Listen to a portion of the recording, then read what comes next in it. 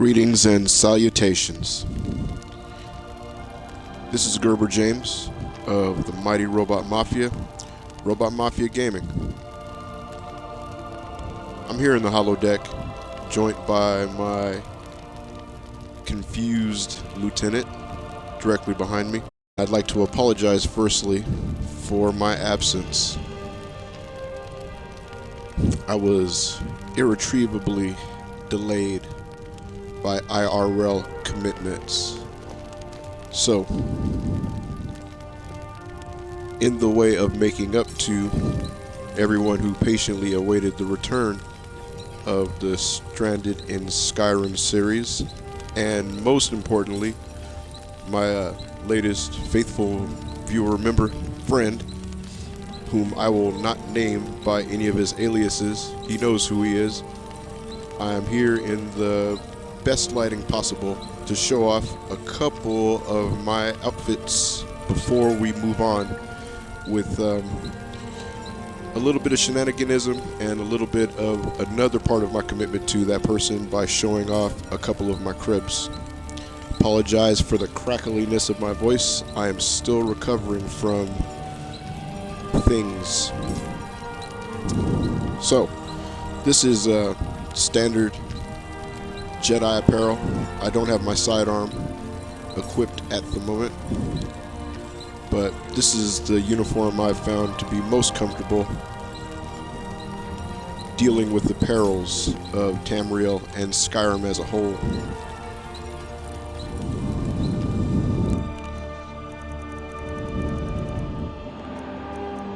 What's missing is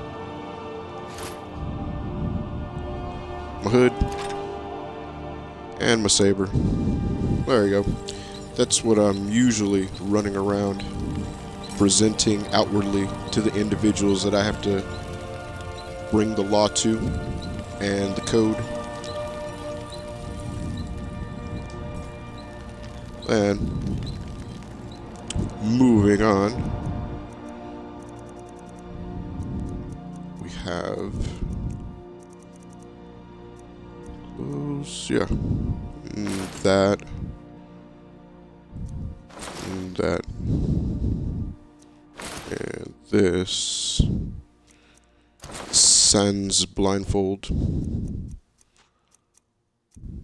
and hood.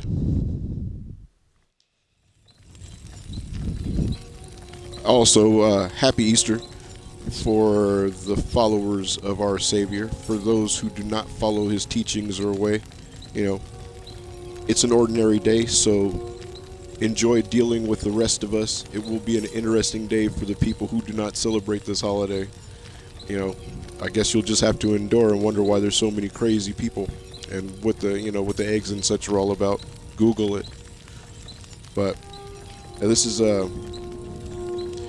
is my non-threatening apparel when I'm going to meet heads of state or convince somebody that I don't intend to take their head off, negotiation at the end of a lightsaber, as it were. It's comfortable and functional, and it gets the job done. The message is sent pretty well in this, I believe.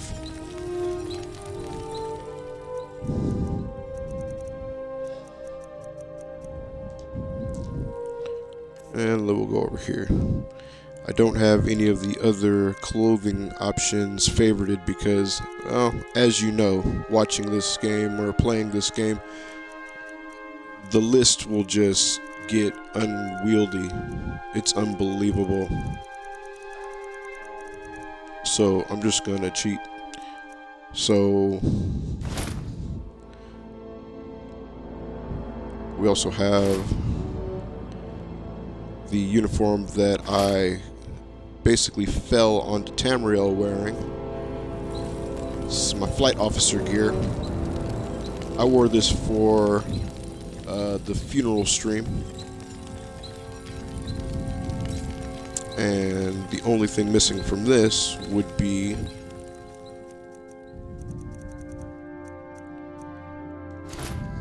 mandatory eye patch. which is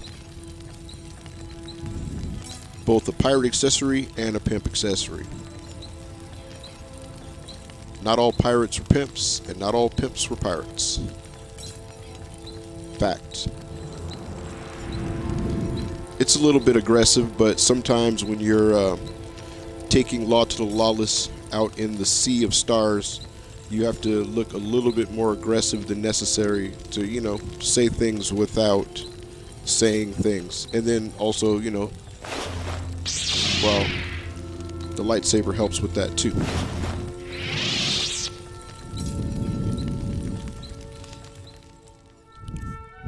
Next up. Oh yes, definitely. So, the ebony armor has received a bit of a treatment.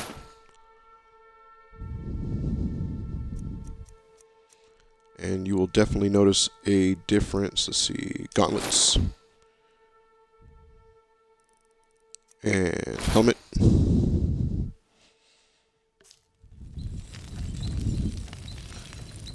So this mod has changed up the armors in a more aesthetically pleasing way, I would say. I think I've got Astrid wearing a number like this because, you know, being supposedly dead, her face shouldn't be seen by people. I mean, she's still got a bounty on her, but I secreted her away. We'll see how she's doing. I think she's swimming at the house with one of my other girlfriends. We'll check her out in a minute. But I'm pretty sure this is the gear that I've got her in, just to, you know, hide her identity and keep her protected. But yeah, ebony armor, big time.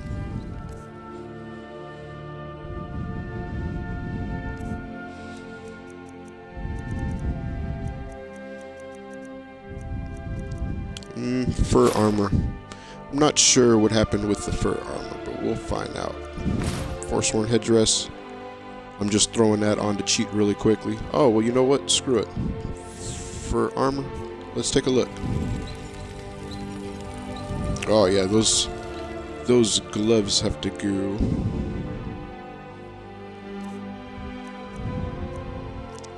So, fur-lined boots. Fur bracers. Fur shoes. Fur-lined boots are for another outfit that we'll be checking out. There we are. So fur outfit, not bad. You know, aesthetically pleasing. Still gets the point across. I don't really necessarily need to blend in with the Forsworn. I kind of deal with them in a singular way. I get it done with them. I don't have to integrate myself into their group before I get to chopping. But I keep a set of fur gear around just in case I want to dress up one of my teammates.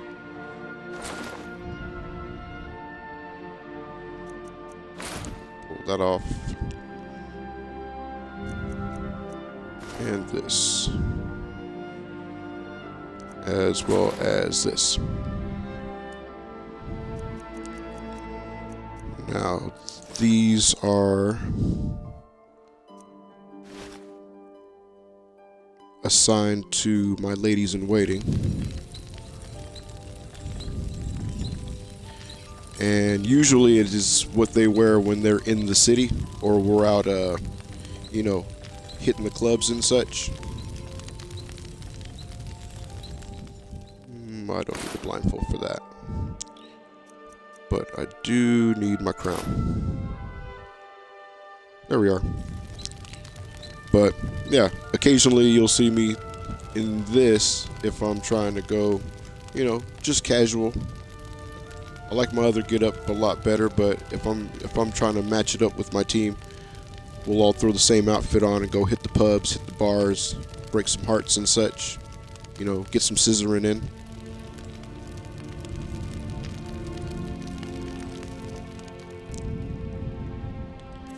Next up,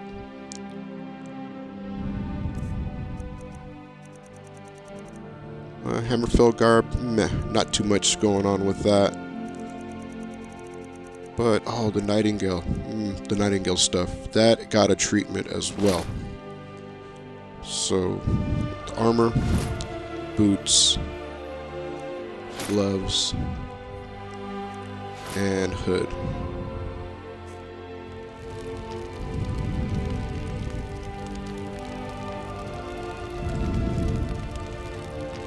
Which, not bad. I think it still protects you, you know, in that by the time they get close enough to, you know, really do any damage, they're ogling your exposed body parts, and then, well, then the inevitable happens, because, I mean, it only takes a second to knock their heads off, isn't it? So, not too bad, not too shabby. It gets the message across, I think.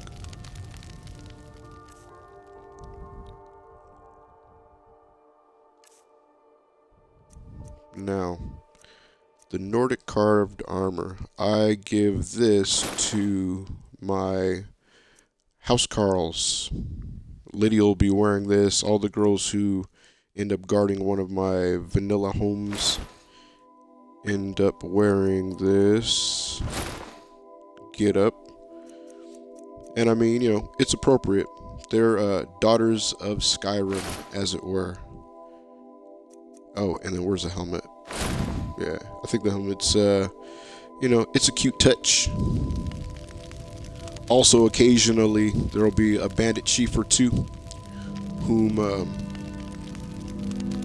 will be wearing this exact outfit. I think Fiola had this on before I brought her into the fold. So what would happen if Khajiit and an Argonian had a baby? That would be one ugly baby. I agree, Lieutenant. I agree wholeheartedly on that sentiment there. Yeah, so this outfit, not too bad. Like I said, all my housecarls get to wear this. It distinguishes them from my ladies-in-waiting and my royal guard. That way, you know, if we're all out taking law to the lawless, I can give them orders differently from my other team members. And also I'll know, you know, who is whom and where they are and what they're doing. Just, you know, separating the units up a little bit, which is supposed to compartmentalize a little bit. Moving on.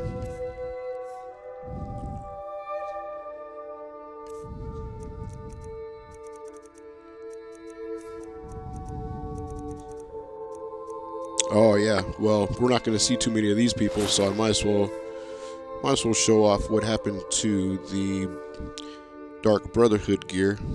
This, that, this, and that. This is what Astrid was rocking before she was converted over. Not bad. Not bad at all. You know, she was definitely, well, she still is. She was definitely a looker in this number. But unfortunately, non-standard apparel, she has to wear a uniform, especially one that's from my organization. The Dark Brotherhood is now defunct, so both she and Gabriella, wait, I think Gabriella has been allowed to keep her Dark Brotherhood gear on because she looks really cute in it. But Astrid, as a point, I made sure to change her out of this gear. It just had to be done. I had to send that message home that her old life was over. Your new name is Marilyn. You're no longer Brenda.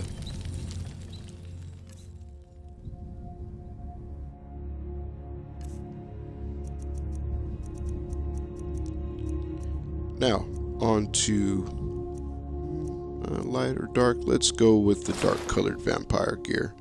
They definitely have the nicest boots in my opinion. Their boots get it done just because the stocking's set up on them. Gauntlets, do we really need the gauntlets? Meh, why not?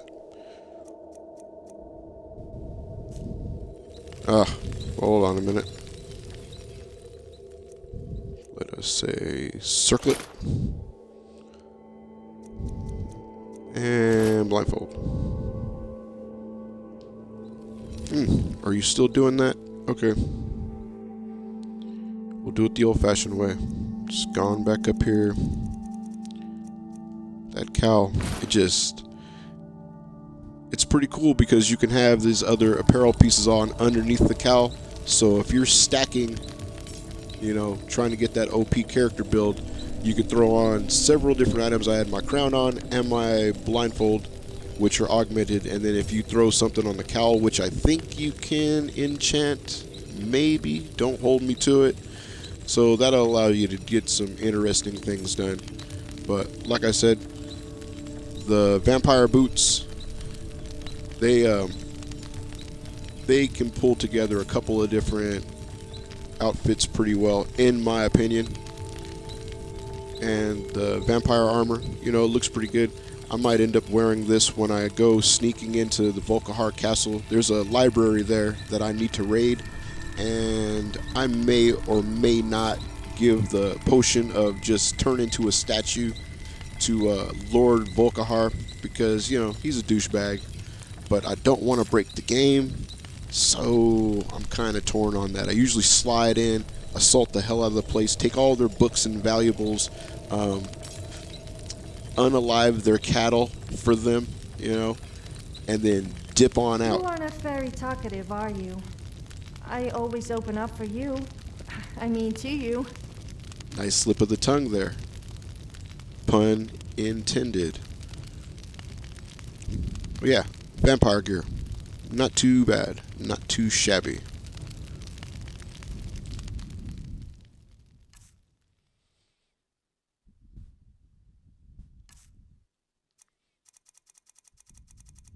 And I believe that's the end of the fashion show. Oh, wait, nope, it isn't. It is not. There is one other outfit, and I usually reserve it for myself and a girl that lives at my house in Riverwood, I think it is. But we'll see if I do that this time around. I'm starting to have stuttering issues where some of the extra people that I have helping me have caused the game to just Skyrim itself up. So with the amount of individuals I have roaming around my castle, adding new individuals that I find around in the world has Skyrim the game up, more or less.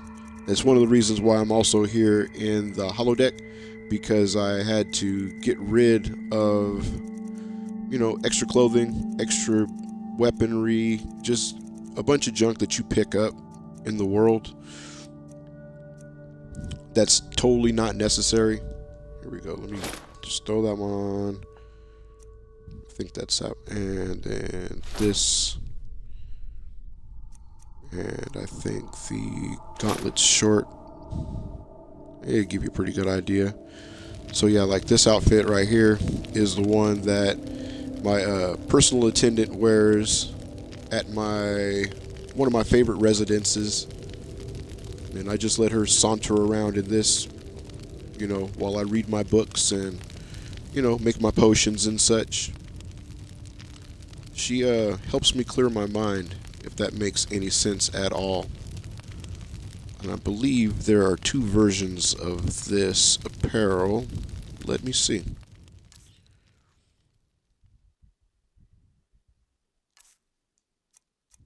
That was body 1, so then you got body 2. And then those were just boots. So then you have boots short. And then the other gauntlets, I think those are the long sleevers. So let's check that out. Oh yeah. And funny enough, the shoes melt into the floor of the holodeck or any other surface that you're standing on, but you know, that's going to be expected. They are definitely too hot for this game. But that will be the secondary outfit worn by one of my special ladies. Perhaps I'll throw this on to Astrid and have her saunter around when she's not swimming. That girl loves to swim. But this will conclude the impromptu fashion show. And I thank you for your patience.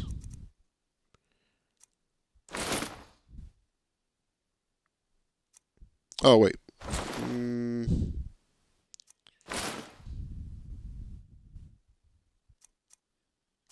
Pretty funny with the gloves on. Let's take those off.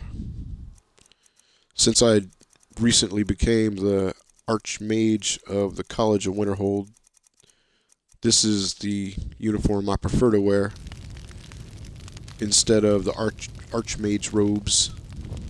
My master robes are nice, you know, they're cut kind of short, you know, fun and flirty, as it were. Still gets the message across. And I mean, you know, not as pretentious as the robes were. You know, Savos had a different style than myself. May he rest in, well, wherever the elves go. He's not in Sovngarde, I know that. So, let us say, take that off. And I mean, everybody knows about the bikini. You know, that's no secret. Everybody ends up in this. I mean, Maven Blackbriar is walking around in her chon-chon right now as we speak. If you did not see the last stream, go look for it on YouTube, because there is actually a scant moment where she's going inside of a building and the bikini mysteriously disappears. You know, that lady, for being so evil, how do you give a woman that evil such a nice ass? I don't know, but she's walking around showing it off. She's dragging a wagon, big time. We may or may not visit her and subjugate her some more, because while we can't kill her, we can definitely make her pay for her acts of evil. You know, it's her job, bringing law to the lawless. And if that means I gotta make her scissor me in front of God and everybody every time I run into her, well then, so be it. It's a tough job, but you know, someone's got to do it. I don't wear that one. I don't wear that hood. And blindfold. I'm not perfect, but you know, my interpretation of Jedi law is completely my own. My own counsel will I take on the actions that I enforce, and since I cannot kill her, I will make her walk around in a very serious form of undress, and I will engage her and put my mouth on her mouth and scissor her every time I see her. And I mean, if she's got some stuff on her of value, I might take that from her and just give it to some orphans or whatever. You know, charitable giving. Wealth redistribution, they call it. I wear my crown? Yeah. Alright, good. Damn it. All this walking is giving me a front wedgie. Oh, I said that out loud, didn't I? That paints a heck of a picture, actually. Especially talking about Maven Blackbriar walking around in her underwear. But, okay, our next step is to see if I can dismiss the lieutenant I'm all without ears. trouble. Well, not literally, of course. I tell her to wait Why here. do you get to have all the fun? Okay. So, I'm going to tell her to wait here. And then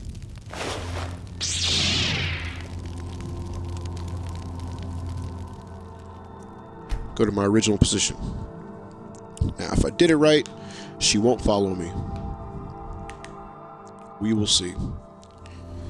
Dismissing her is seriously problematic because Sophia, she talks a good game, but between you and I, she is mad clingy. And I mean, seriously. You know, as soon as you try to assign her to a home or location, she'll just walk away and start doing her own thing. She'll go Mustang on you. So I found that the best place to place her, or the best place to assign her, is the holodeck, because although she is like myself, you know,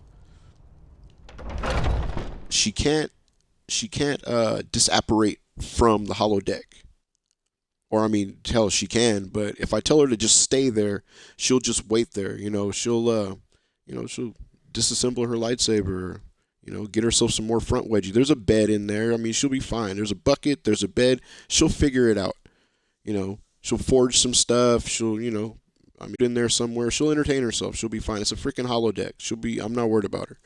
But if I give her a home terrestrially on Tamriel in Skyrim, then she'll either not leave it, or she'll constantly be in a state of walking to it.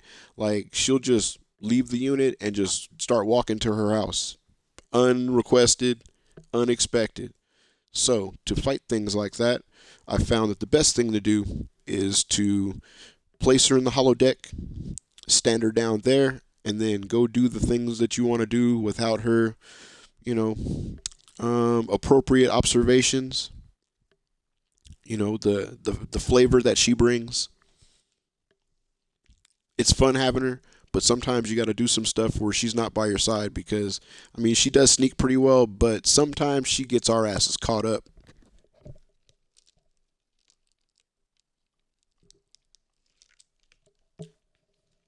Pardon me. I had to drink from the chalice for a moment there. If you do not have a chalice with the libation in it, I advise you to get one. It helps the stream go down very well.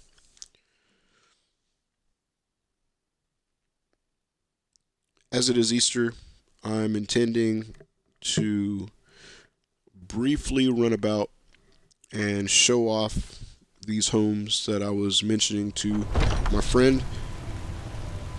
As I can't remember their names. Hey, my kids are heading out. Cool. It's outside time. Lovely. Mama, you're home. Hey, Britt. I got you a present, Mama. I hope you like it. Oh, you're such a sweetheart. Red robes. Oh my goodness. She actually thought that out. Hold on. You're gonna get a gift yourself. Britt. Mama! I've got something for you. What is it? Okay. Since you're a sweetheart and you actually greeted me while the other kids... Oh, children's a nod? I don't know. But, for you... let's give you a doll so the other girls will be slightly jealous. Give you a doll. We'll give you a... You know what? Hey, Colbin Dragon. Yeah. That's actually a good book. We'll give you a book. And since you're a sweetheart, you're getting a sweet roll. Hopefully not that one marked stolen. But you know what? If it's a stolen one, it'll taste even sweeter.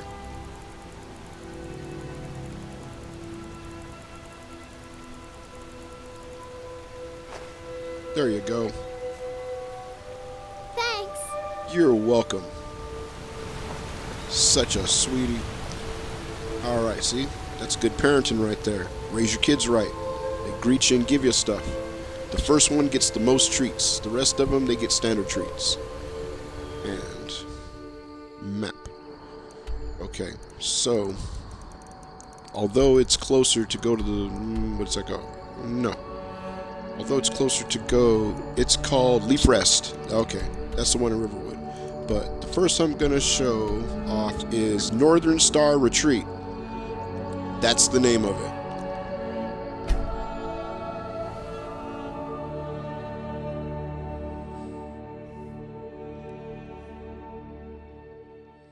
I did a brief showing of these residences before, but I'm not sure what stream that was, so I'm just going to recap them real quick.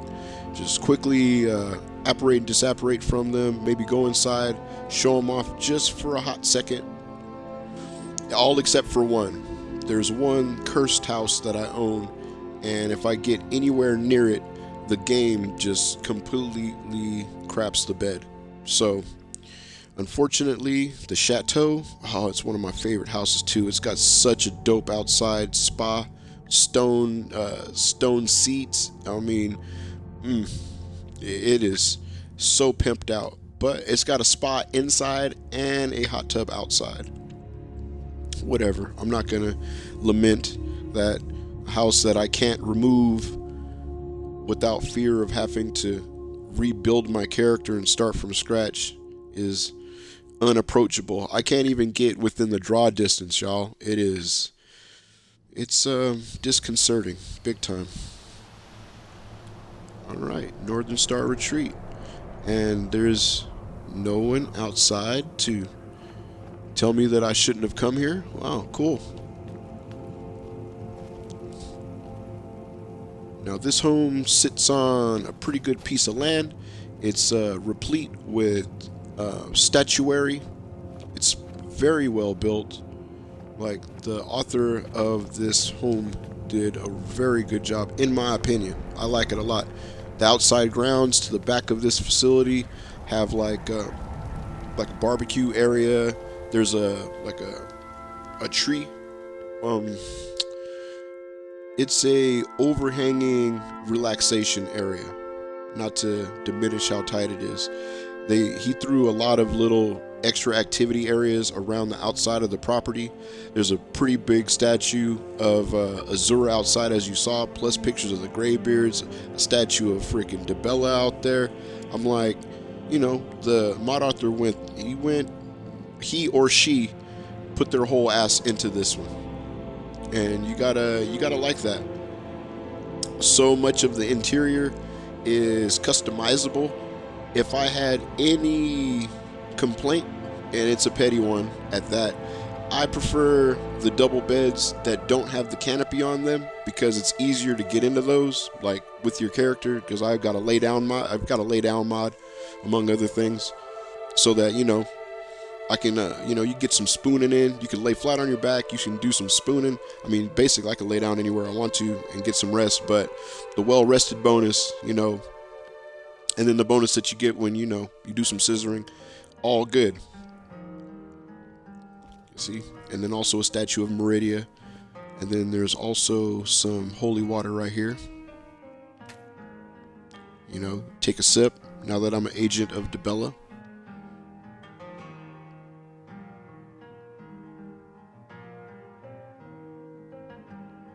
Oh yeah, that's some good stuff. Right, so now this home is populated by Astrid as well as Susanna the Wicked, who I rescued from, it's that town that frickin' Ulfric lives in. She's the first person to be killed by the serial killer. And I can't stand that, because Susanna the Wicked was the first lady to scissor me, even though I was heavily concussed. I was wandering. She found me. She put me in her room. The scissoring jumped off. So I make sure that the first thing I do when I get out of Helgen is rescue her. And the other thing that I do once I get my stuff all together is go back to that jacked up town and I serve the serial killer, because another one of the girls that he ends up killing, well, there's one I can't save, but the one that he tries to kill when I get his ass, yeah, man, she's a hottie too. But there she is. There's Astrid, just doing her thing. So again, this is North Star Retreat. This, very nice pool area, well thought out floor plan, custom decor, just so pimped out. I mean, even the wood paneling you can change. The staff, well, not staff, your troop areas can be customized, and there's enough room for everybody. I mean, this place, it's the business. The only thing it doesn't have is room for your kids, because this is more of a, this is this is more of a residence for a female pimp, you know. I mean, thrones. Check it out. Hold on. Oh, no, I can't do it. Oh, wait. Hold on. My bad. There we are. So, yeah. Post up in your throne. You take your contemplative pose. You know, planning out your next move. Who you have to go and take the law to. Or just the day's activities. Everything you've been through. What you had to do to earn a place so fly. You know. There is a mandatory crafting area. Fully laid out. As well as plenty of room for your secret gear behind glass, y'all. And then again, another throne.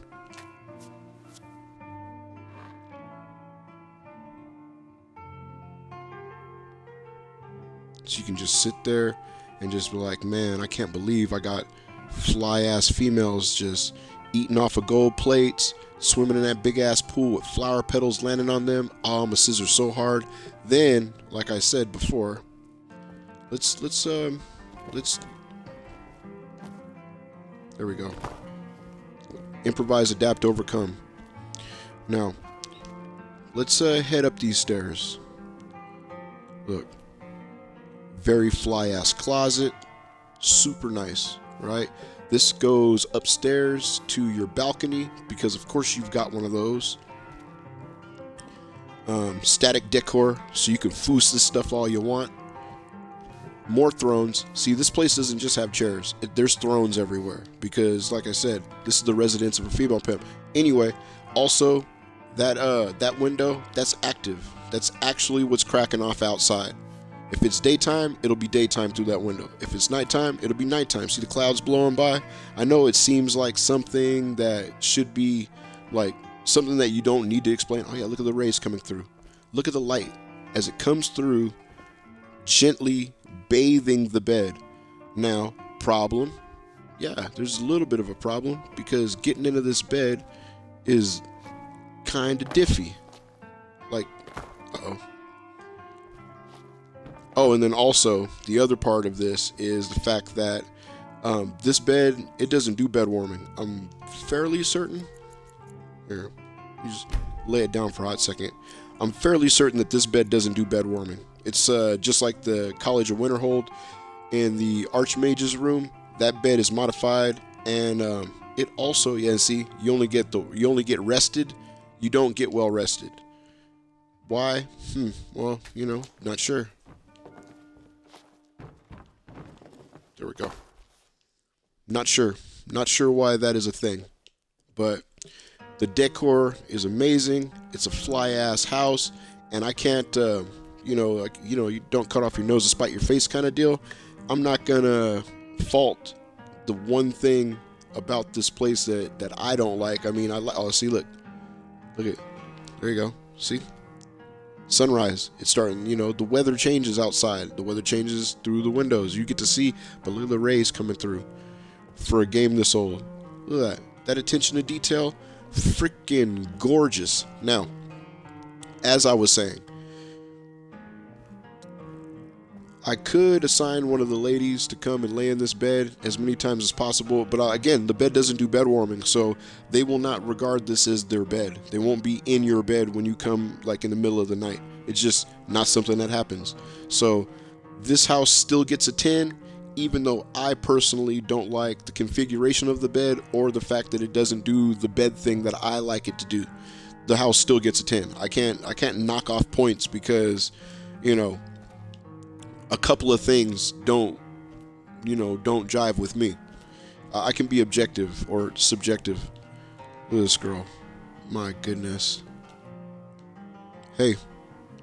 Can I help you? Nah, I just wanted to say what's up. Let me know if there's anything else you need. Oh, I will. Definitely. The girl's finer than frog's hair. Anyway, moving on.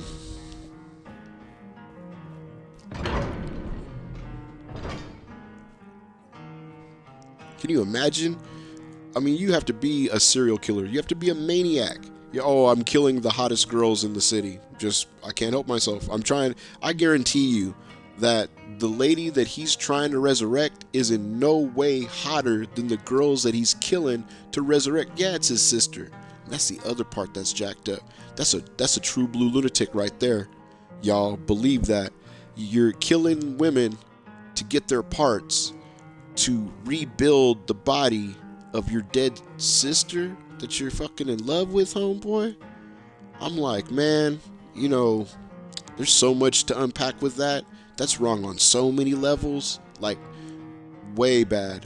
Whoa bad. And I mean,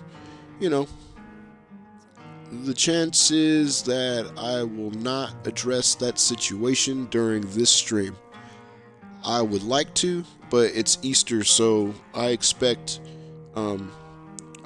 people that I'm related to descend upon my domicile shortly.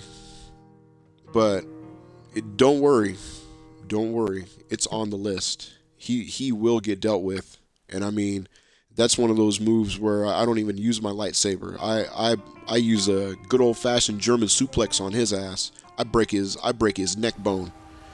Tries to creep on that girl, I slide on his ass. Yeah, I slide on him real good. He never sees it coming. I catch him slipping. Anyway, that's neither here nor there. Stay tuned for that. That situation will come to a climax big time. Okay, anybody? Hey, look at that.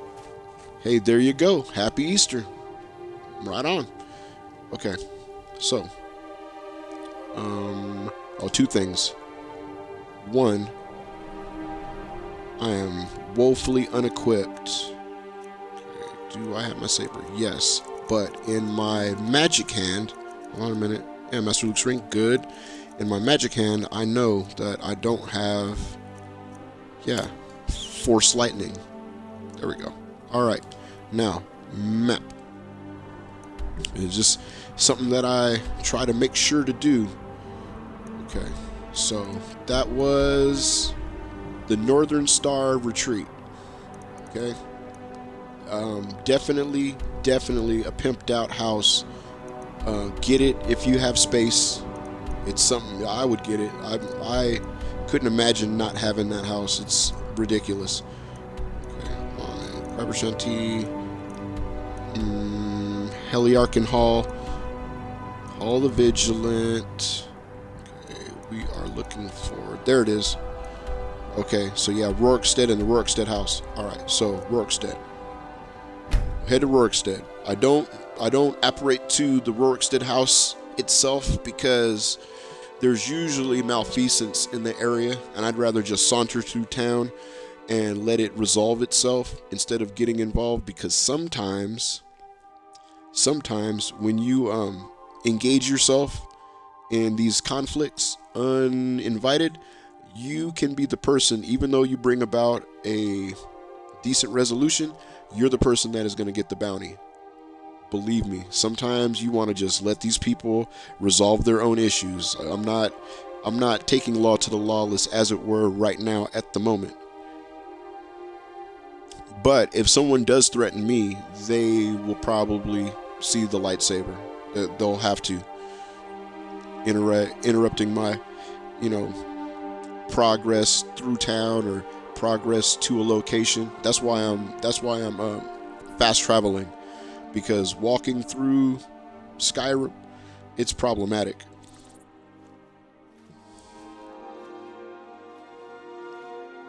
Okay. It seems we have arrived at a decent time of day, and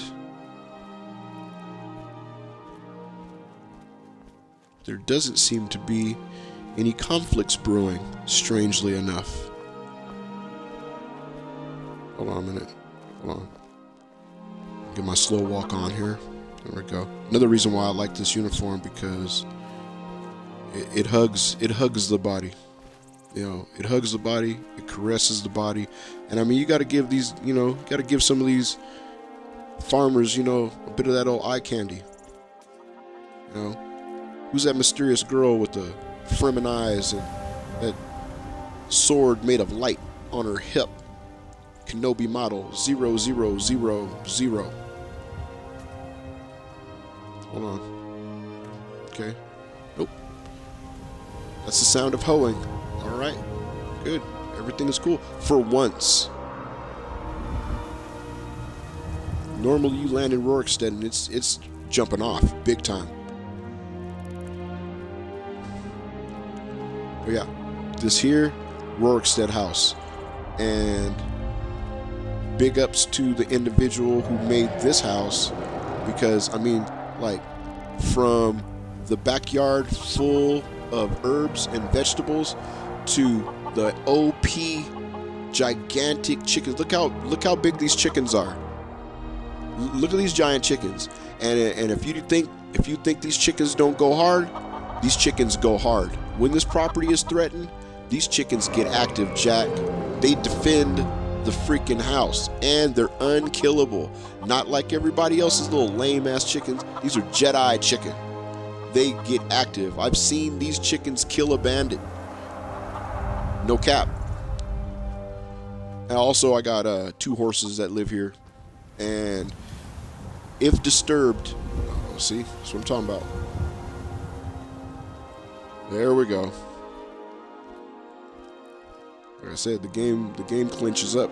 So my 2 horses live in there in my stable.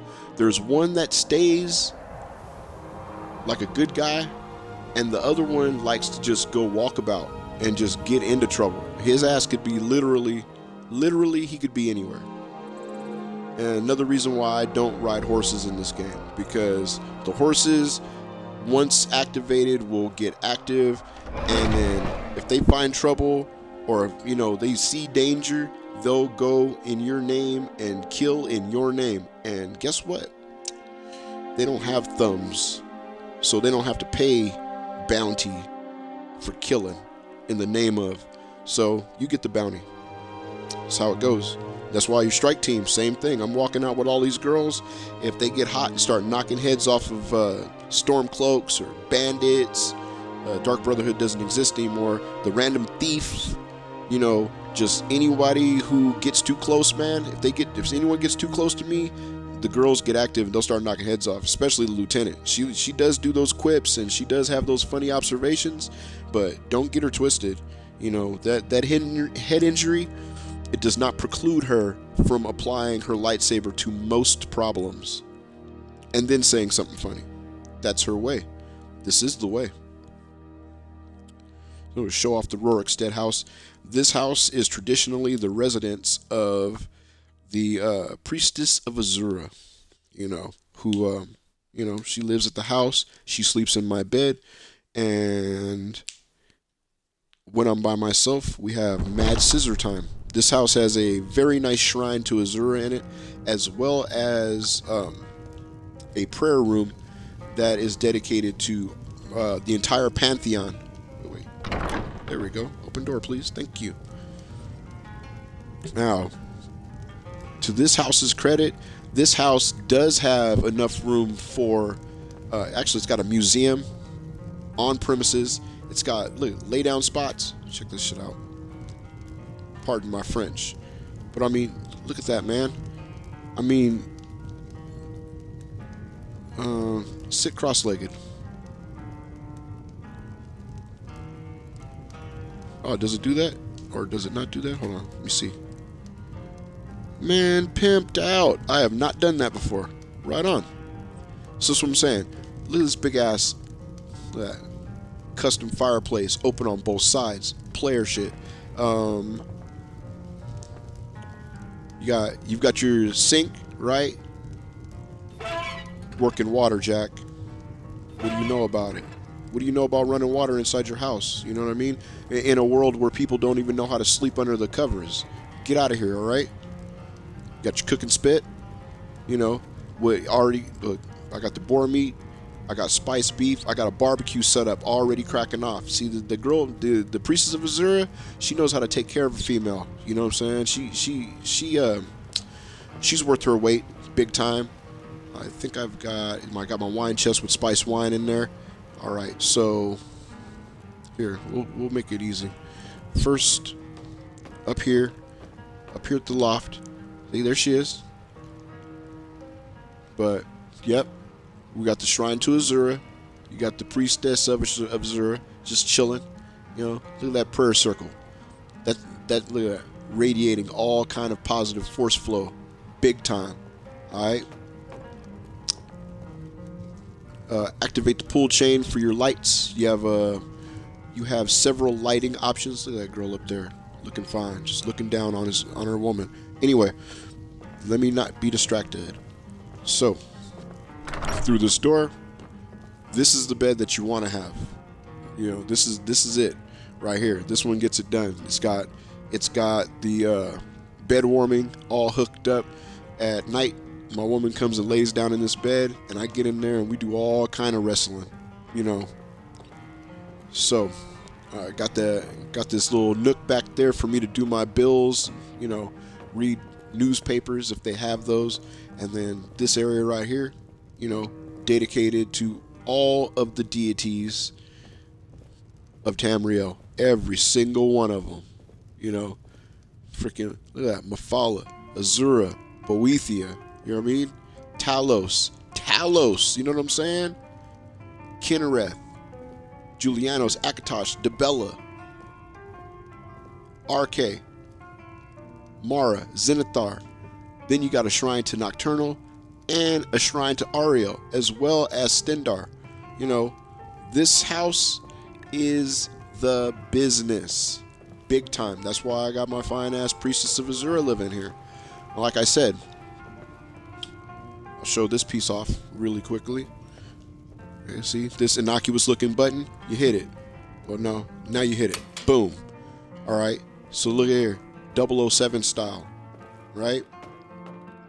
It's got a false back. You slide down here into your Jedi / Bat Cave and baya, you know, trophy room, treasure room. Like, this is where you store all your fly stuff, all your unmentionables or all your mentionables. It all goes here. You know, weapons, jewels, clothing, anything you could think of, all goes down here.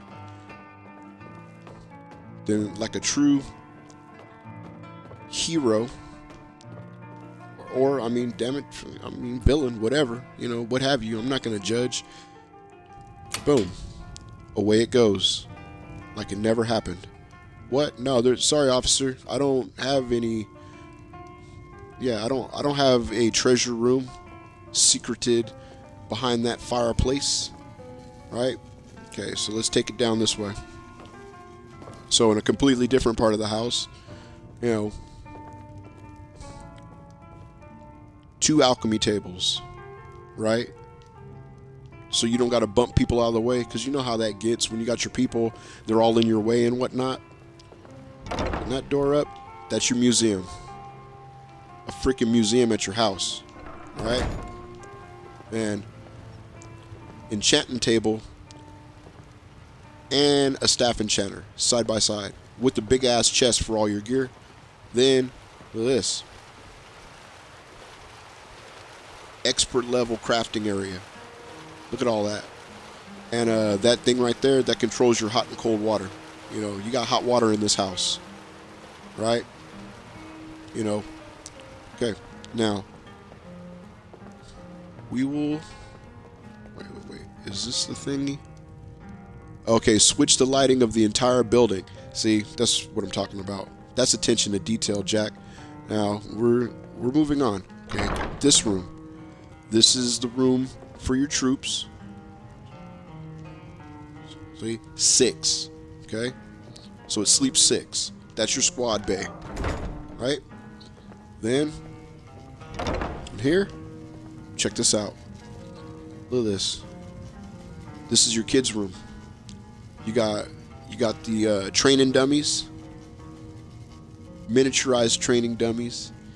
A little chair for the dog. Man, I mean, they even got a little spot for the doll to post up. It's got a fireplace in here, right?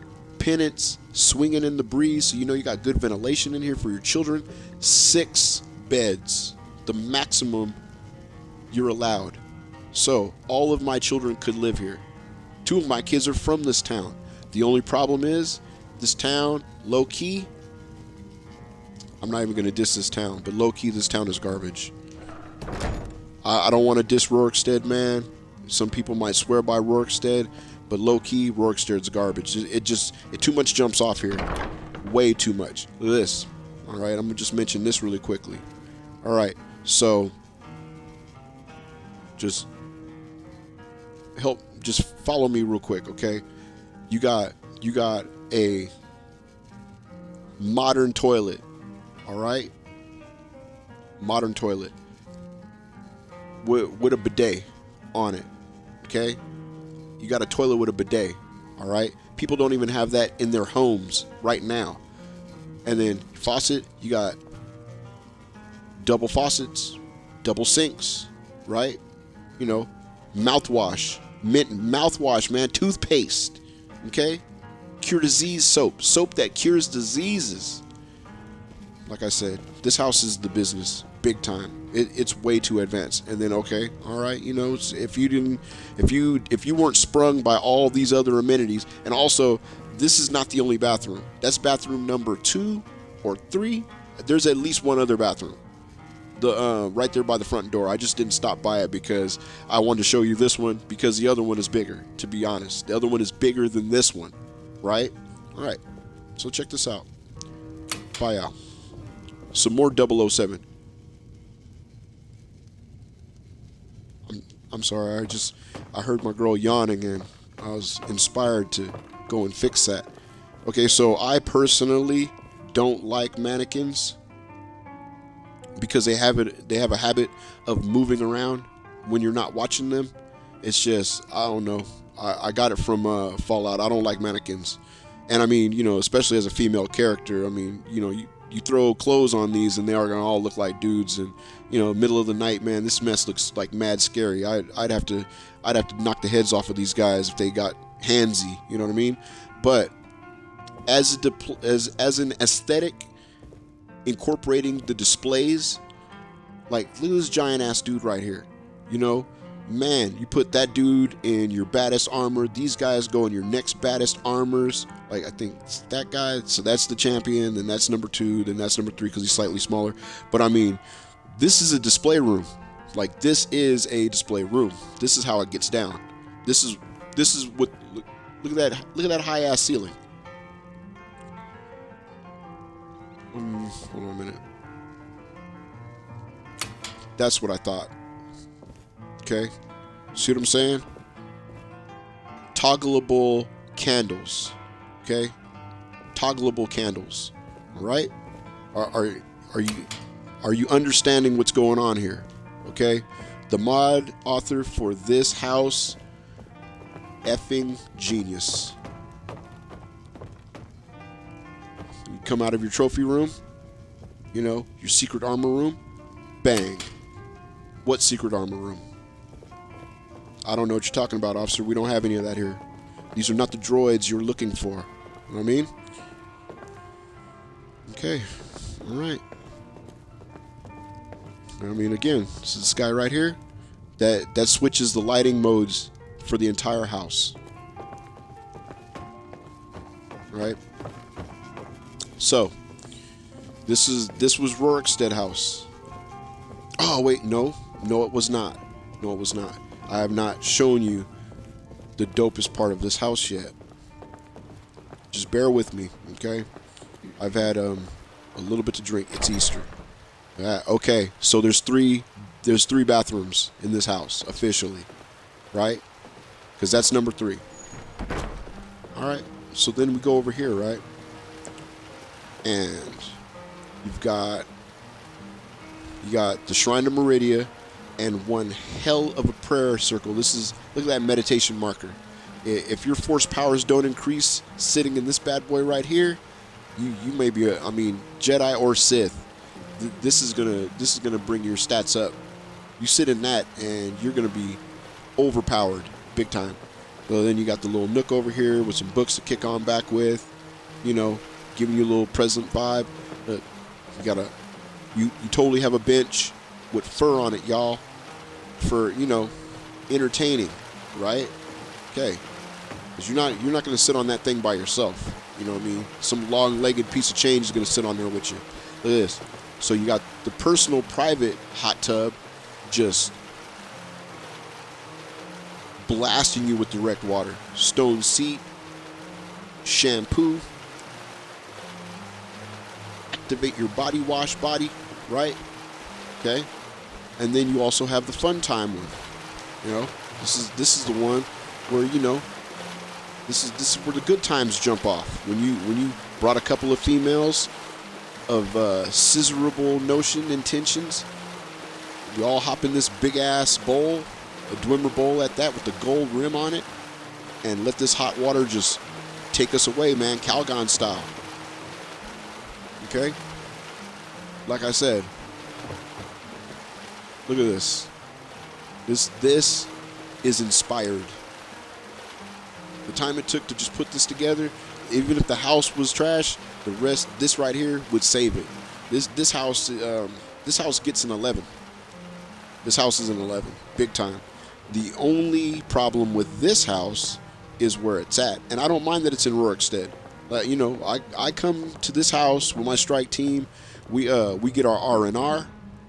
All of this food is not static, so you can come in here and foos this stuff right off the table, which, you know, I guess it's fun for people to do.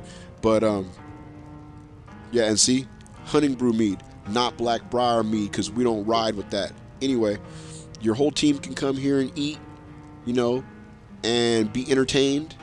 That fine ass girl, I see you, girl. Kick on back, lay in front of the fire, you know, get some spa time. Plenty of room for them to bed down on our way to go, or on our way from, you know, taking care of business.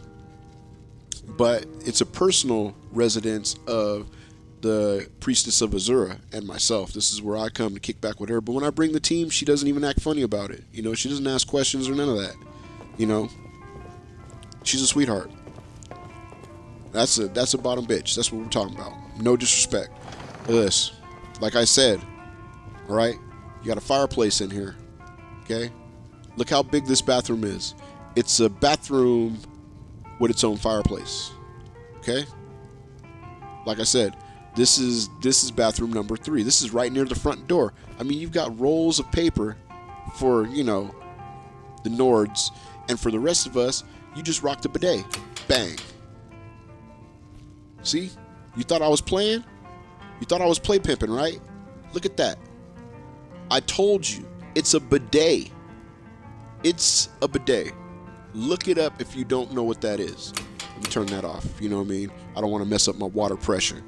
But Rorikstead house. Be about it or be without it. That's all I can say. Look at this. We even have slippers here, man. You know what I mean? So you can kick your outside boots off, throw these slippers on, and I don't got you on my tatami messing stuff up. You know who I'm talking to. You know. All right, let's go outside. Let's keep it moving. We have a couple other residences to, you know, put on display. I mean, it's rough when you have to decide what mods to install and enjoy, because I mean, there's houses that are flyer than the houses that I've got. I mean, I've got some of the flyest houses that you can have, but I mean, there's a hotel mod out there. There's a Mona Alta, the one that's on the side of a mountain. I mean, I got that one, and it took up so much space that it kept me from having a couple other things that I have to have, so I had to delete it. I had this other house that I think it had snow on the ground and red trees, and it was fly. It was in a little secret zone, so you didn't have to worry about bandits or any crap like that. Oh, it was so fly. It was serene. It was very pimped out. But again, see. Okay, all right, just everybody, okay, hunting, okay, cool, no problem. I'm not tripping on hunters, man. Do your thing, do your thug thizzle. Alright, so we're going from there. That's Hunter's Rest. That's Mammoth Manor. We will go to Mammoth Manor. I'll show that off really quickly because I actually like Mammoth Manor. It's nice. I mean, after showing off the other houses, Mammoth Manor is nice. And that's all I'm going to say about that. Gabriella stays there. And she and I, you know, we spend our special time there. You know, Gabriella stays at Mammoth Manor. She likes it a lot. It's in the woods a little bit. So it kind of reminds her of like the area where the Brotherhood headquarters were at, kind of. But also, you know, she's able to decompress and, you know, live a different life. She gets to be a different girl now. You know, she was conflicted. And that's why I'm pretty sure she still wears her Brotherhood gear. Because, I mean, you know, there's only 2 of them left. Well, Cicero's running around somewhere. I can't find Cicero, man. I think I helped him with his cart before I killed the Dark Brotherhood. I usually do that. Like, I help him first, and then I go and do the Dark Brotherhood quests and basically murk them all off before he arrives there. Because, I mean, you know, he's a keeper, man. He's got the body, you know. He's got the sarcophagus. Uh-oh. Okay, that's not good. My protection spell has activated, which means... Oh. Well, okay then. Got Vigilance of Stendar walking around on my property. That's alright. I got a problem with that at all. That's okay. Okay, so this is Mammoth Manor. And... Somebody help. See, I knew something was cracking off. It's rustic. It's nice. You got some targets. What? Hold on a minute, man. How? Alright, man, look. Vigilant of Stendar. Here's the deal, man. Here's what we're going to end up having to do. I'm going to... Okay. Okay, where's my spells?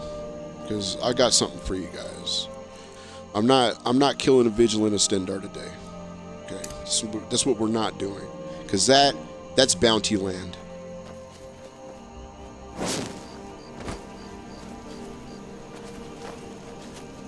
There we go.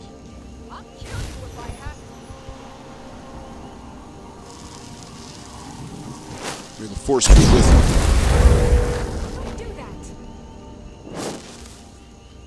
There we go. See? Good old-fashioned act right. Brought to you by the Force. I don't know what got up your ass. Oh, is it because I've got a Dark Brotherhood member living in my house? You guys were trying to serve a search warrant? Is that what's going on? I don't know. But that was a very hinky occurrence. Long story short, had I slain them, which is fully within my rights because they're on my land. You know, they're on my land. And a Vigilant of Stendar, I mean, I don't see... Okay, anyway. You know,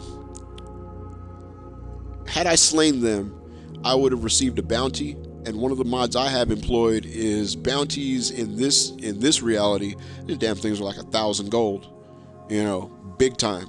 And as easy as it would have been to dispatch them, I am not inclined to slay them. I'm just not doing that today.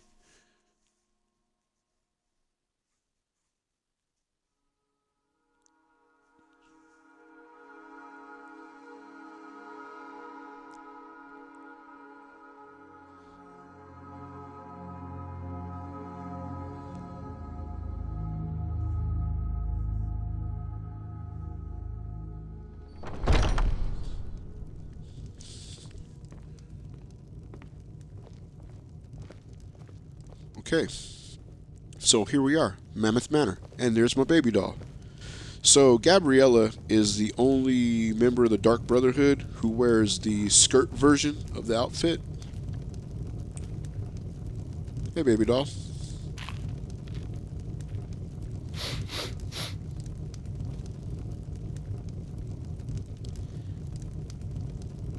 which is one of the contributing factors to my decision to let her keep them on. I mean, the outfit shows off her charms, in my humble opinion. So, that's Gabriella. Alright. The house. So, decent enough area in front of the fireplace. Ample seating. Right? Storage space for my books. A nicely appointed crafting zone. I think it's okay. So you have you got the forge, right? You've got the grindstone. You have the tanning rack. Is there? And then you got the workbench. So yeah, is there one? No problem. No big deal. It'll come to me in a minute. I'm rambling. Okay, so you got a kid's room. Pretty sure this is, that looks like, those look like kid style beds, right? I've already got kids, so the beds are owned, but it only accommodates 2 children, but I personally would not let my kids live in this neighborhood. I mean, it's right around the corner from that mill that's staffed by vampires, and I mean, not all the vampires are bad. I'm not saying that. It's just this neighborhood is not the best neighborhood. As you saw, the Vigilance of Stendar getting, Branch Davidian going Waco and whatnot. So yeah, and we've got mannequins. I can't do anything. Can I not do anything about the mannequins? I think I've got an option to get rid of these guys. All right. You got ample display, and I think I can turn this area into extra room for more followers. I just haven't done it. Not necessary. But that's a lot of damn mannequins. Gabriella, I hope you're not. Alright, so, table. Table's okay, static. Seating for 4, I believe. I guess that's okay. Not too bad. I mean, I ride with a team bigger than that, but whatever. They just gotta swap out. It is what it is. Cooking pot. Storage is decent. I'm trying to see if it is... Okay, yeah, I see the food barrel. I'm trying to see if it's dynamic. And okay, yeah, you can fill your bottles. Like, you can fill your empty bottles of mead from the keg. That's pretty cool. Some of the houses have... Wait, hold on a minute. Dynamic food distribution system, where they'll take it all out of your inventory and fill up the appropriate locations. And I believe this house may do that, although it might not. The chateau that I can't go to definitely does it. But arcane enchanter with decent enough storage. Alchemy lab, decent enough storage, and a sitting area, for me and Gabriella to, look at each other and talk about, different undergarment choices, such. Again, the kind of bed I like, and it does do housewarming, so Gabriella and I did a ton of scissoring to get her straight. She sleeps in this bed like she's supposed to, and it's got a shrine of Talos, Talos is a divine. This is the book of management so that you can make your changes. Got a strong box and a safe, So, this is a decent house, like I said, it's nice, bookcase. And I think you can switch this into the open library setup, but I like it like this. I don't think I've made any changes. It's vanilla at the moment. Pretty sure.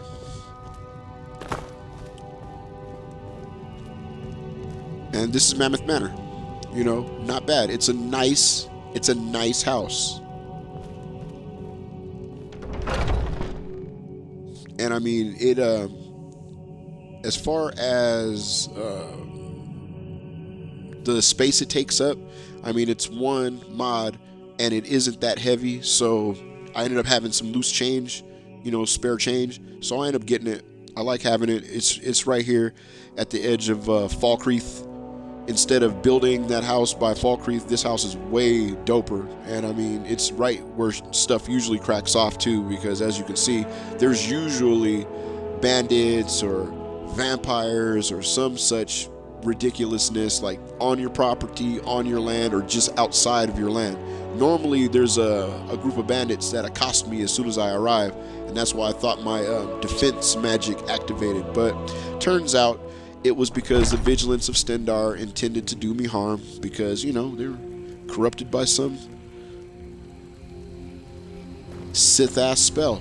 Alright, before anything ridiculous happens, let me go ahead and disapparate from the area. Alright, so yeah, see, there's my Forest Temple, Dark Brotherhood Sanctuary, now defunct. Yeah, see, I mean, that's Half Moon Mill where the vampires live, and I mean, they don't mess with me, so I'm not gonna kill them. If you're good vampires, man, do your thing. But if you're bad vampires, I gotta take your head. Roadside Ruins, Dark Brotherhood Sanctuary, that's empty now. Forest Temple, where I've got some Padawans, and one of my, well, it's got a Sith section and a light-sided section in there, and one of my masters is there in ghost form. And you got Falkreath, which I do have to go to so that I can be Thane of Falkreath. I have to do that whole thing. Pine Watch, is Pine Watch mine? I can't remember what that is, but okay, that's Helgen, that's Pine Watch. I can't remember, so I'm not going there. It sounds familiar as hell, but next stop, Riverwood. We're doing the Great Circle route.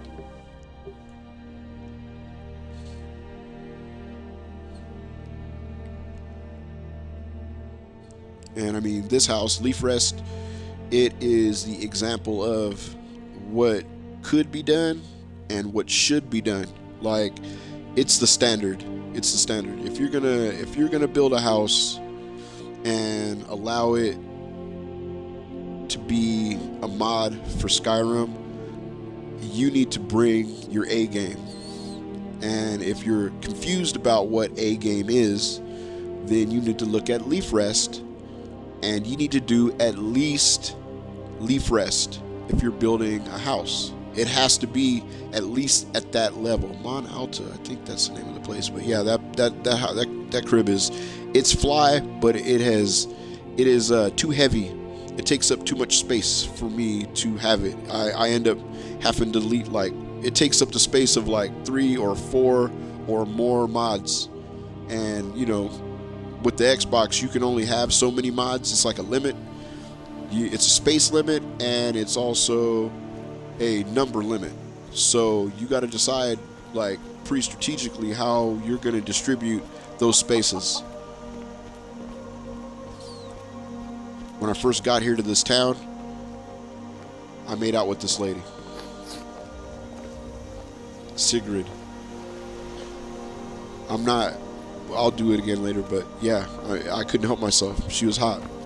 And Sigrid, man, that's, they said that to make myself comfortable. They totally told me to make myself comfortable.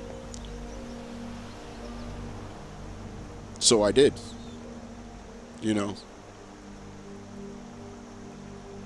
I had just I just escaped Helgen. And I was still suffering from my concussion, but my eyes weren't messed up, I'll tell you that. Sigrid's a hot piece of change. Right. Okay, so yeah, my bad. This is Leaf Rest. Okay? It's got an upper deck and a lower deck. When you approach it, you will come to this post office box. You open it up, and that's your key right there. Pretty simple. These trees are cut down to save frame rate. It's a mod. Okay, so now you can enter Leaf Rest through the bottom or the top. Depends on how you ride, how you roll. But I wanted to come down here and show you. See, that's Moy. He is what's he, a fox. He is so cool. You can actually have him follow you, but I don't do that because if somebody killed Moy, I would have problems. Around, you got Chico, and you also have Popla, right? And this is where they live. I think that they're invulnerable in that they can't be killed. If I remember also that they are uniquely gifted with the Force. I believe I saw either Chico or Popla kill a bandit. Now, this is your spigot for the watering mission. This property comes with a garden plot located here. It must be tilled, and rocks have to be removed. It has to be weeded, then it has to be watered. Depending on your skill in those endeavors, there's instructions right here. You will be provided with farming plots, and you have to actively manage this farm, or else whatever you try to grow will not grow. Kind of like real life, I know, weird. This is your stable. I have not placed any animals into this stable as of yet because of the problems in this town. I mean, this town, well, look at that. That's hot. Stay classy, Skyrim. Anyway, this town has issues, and so I wouldn't park my horse right there. That just wouldn't be the move to make, in my opinion. You know, this town, it cracks off in this town. Anyway, moving on. Okay, so you have this beautiful outdoor tub, heated. Look at this thing, man. Like, this is zen as I don't know what. All right, then directly adjacent, you have a beautiful sitting area. You know, some books to read, some bread to munch on because, hell, that's how it gets down. Storage, seating, right here overlooking the water. You know, right across that way, there's usually some animal of some such being mauled by another animal or a bandit or whatever. Banditry just runs rampant in this town. You get to watch it from right here, which is pretty dope, in my opinion. Okay, see, this is what I'm talking about. Auto sorting box. Like, this house does auto sort. You click on that bad boy right there. All of your mentionables get removed from your body and placed inside the house in appropriate. About A game is auto sort. Also, what else is A game? A game is being able to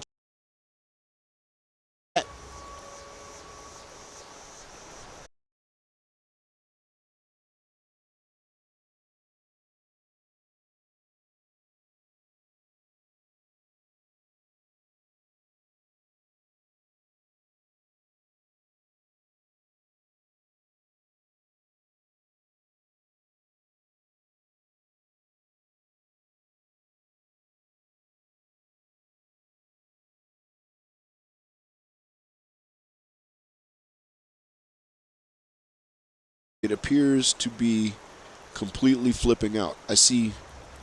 Well, actually, that's just my playback. Okay. All right. No, that's just my playback acting a fool. Good.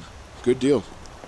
I watched the stream on a couple of different devices to make sure.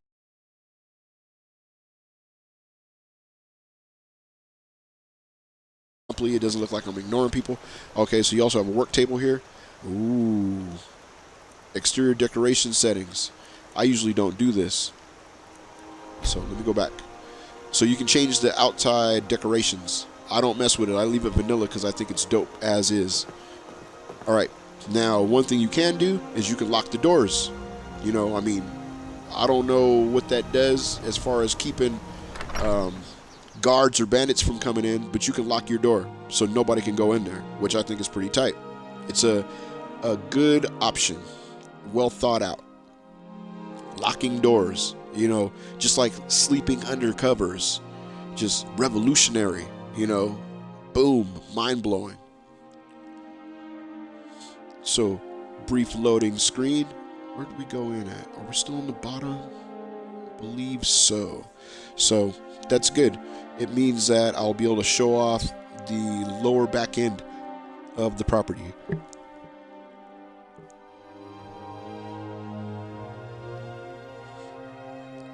Plenty to see, plenty to do.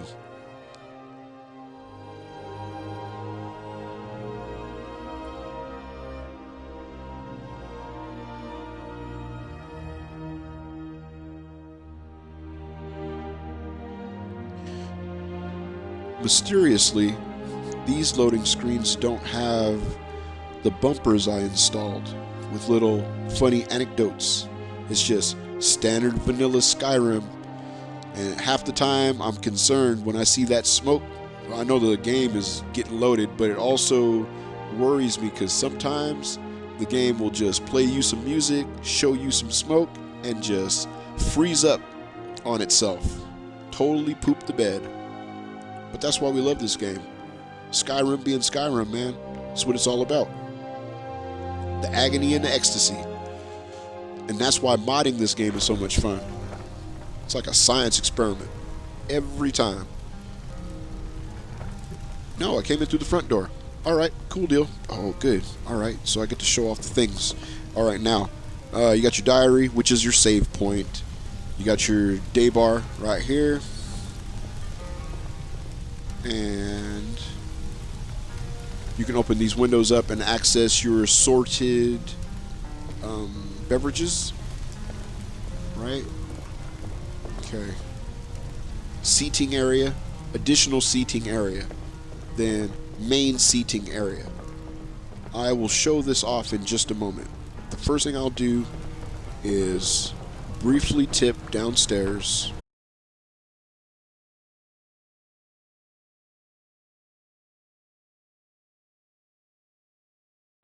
A-level modding. So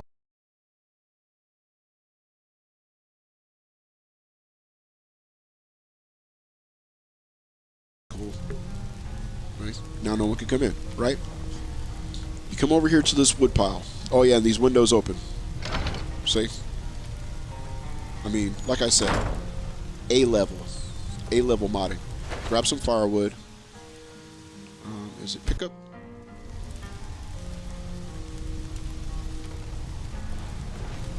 Uh-oh.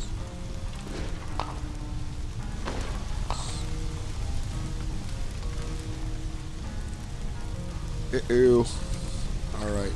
We're gonna have to navigate around. I was in first person, so do not do it in first person because the camera will get all verklempt and it'll wig out. But I know the layout pretty well, and I played Grand Theft Auto like the first Grand Theft Auto, so top-down view is not messing with me in the slightest. Anyway, you acquire the bits of wood. You make your way over here to the fireplace. Then you stop at the fireplace, where your character puts the wood down and lights the fire. And then there are options for how long this wood burns, which is pretty nice. Now, you have your foodstuffs, right? Cheeses and gourds and leeks and tomatoes and potatoes on my large sacks. Chest for storage. Auto sorting box on the inside. Okay? The most important part, besides all of this, and then you have your working stove, well, oven. You have your working oven, right? So you sit yourself down at the table. And then your food is presented to you.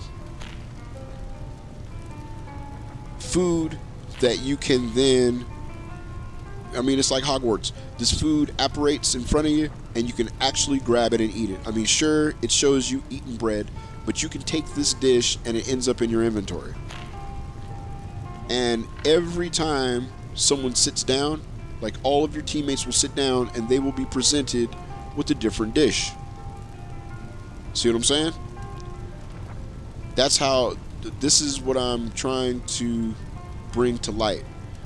The genius of the individual who made this home, as well as the genius required if you're going to mod houses. If you're going to make a house mod for Skyrim, you need to be this dope. Sit down,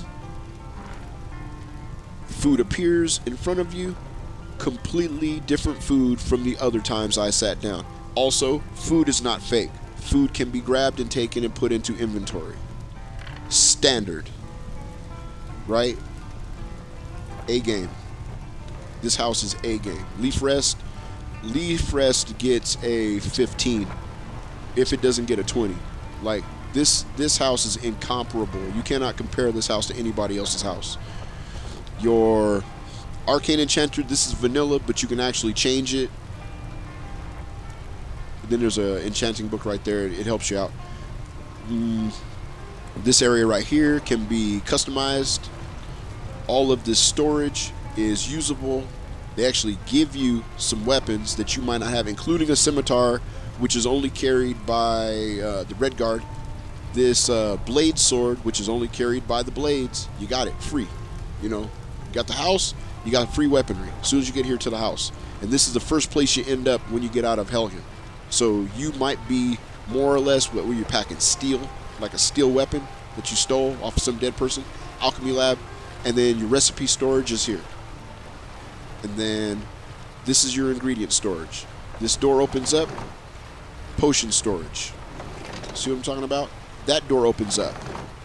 Poison storage. See what I'm talking about? You know, are you picking up what I'm putting down? This house is ridiculous. Ridiculously dope. Anyway. Alright. Okay, here, we're going to keep it moving. Alright. This is your reading area. Your team will come in here and they'll play the instruments, or they'll sit down and start reading. I think that there's an option, like when you sit down, it'll be like, what book do you want to read? And it picks, immediately goes to your book section, and you can just immediately pick the book that you want to read instead of having to flip through and grab the book. It auto does it for you, which is pretty cool, like extremely pretty cool. All right, what do I do first? You know what? First things first. Let's go down this way. This is not what this area looks like. This can either be I think it could be storage. Like, it's something else, but I turn it into this as my option. I make it into this display area, and I throw, like, the Giants Club right here, and it clips through, and I throw the Headman Axe right there, and it clips through there. I just think it's funny. But anyway, this is your bedroom area. Again, dope-ass bed with the option to sit or sleep on it. It's got plenty of options. You got a dagger stored in that thing right there. And this is a housewarming bed. Like, this bed warms up, and you can beat it up with your significant other or your lady friends. The rugs can be changed. Okay? Standard. Then over here, you have another diary, another save spot. This is your settings, where you can change everything, all of the minutia about this house. Now, behind this pegboard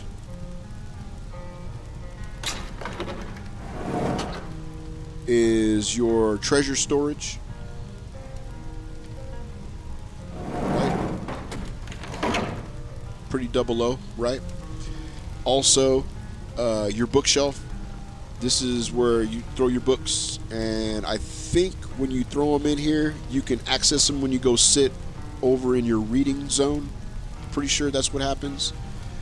You have your business ledger, and that's also you can run a business through this house, wherein merchants will basically do business with you. They'll contract with you, and then you can then have services and goods sent to the house, and the money just gets automatically taken out. You can also basically act as a bank, where you can stick money into the house, and the money is stored and accumulated. I mean, this house does a bunch of dope stuff, like way too much for me to mention. If you get this house, you'll be stuck playing around all day long. Storage for your scrolls, storage for your spell tomes. auto sorting books. Use a statue. Oh. Let's change it. Debella, warrior, thief, mage, assassin, bard, back. Let's use Debella. There we go. Blessing of Debella, which is tight because I'm her agent now, among my other deities that I serve. I also am an agent of Debella. So, right here we go. Moving on. We'll go to the best place last. Oh, wait a minute. All right. So you have your anvil right here over in the forge area. You have to use the bellows to fire up the forge when you get here the first time. You have your storage area, you have your workbench, right? You got your grindstone, standard. Then you have your smelter. Look at this smelter. Look at this thing. Dope. Right? Tanning rack, standard. Wood pile that you can add to. You know, area for your people to just post up. I think you can sit down right here. Nope, maybe not. Not sure. But this book is your business ledger, and then this book is your settings. Your business ledger will allow you to do the banking and merchanting that I mentioned before. You'll end up, if you start merchanting, you'll end up with monies that end up in your mailbox outside every day. It's not complicated. It's very easy, but it's just something that if you get this house, then you can play with it. And then you'll discover its potentials. Now, this is your followers' room, obviously. You know, they got their own cooking pot. They got their own fireplace. I mean, this is basically a separate house, more or less. You got a seating area. You got a seating area next to the fire, a cooking area. And if I were to have the smallest form of complaint known to man, it's that there's only room for 3 followers here. Well, not counting the one that sleeps in the bed with you, you know. But that's not really a complaint. You know, 3 when this house was made, I think 3 was the limit, you know. Now I think you can have 4 or 5, something like that. I forget what the max number is because I usually roll with 1, 2, 3. But Earthgird, Anakin Crag Jumper, Janassa, and Fiola, plus the Lieutenant. So yeah, 4 girls plus the LT, and then myself. So yeah, like I said, someone's sleeping in bed with me, and then these 3 girls, and then someone's gotta double up. It'll be fine. I mean, you know, these girls are all hot. They'll figure it out. No big deal. But yeah, that would be my only thing. If there was one more bed in here, I think that, you know, like maybe right here, like if you could knock this area out and throw another bed, because I mean you can already sit right there, throw like another chair down right here and put a bed right there. If that was an option, I would do that.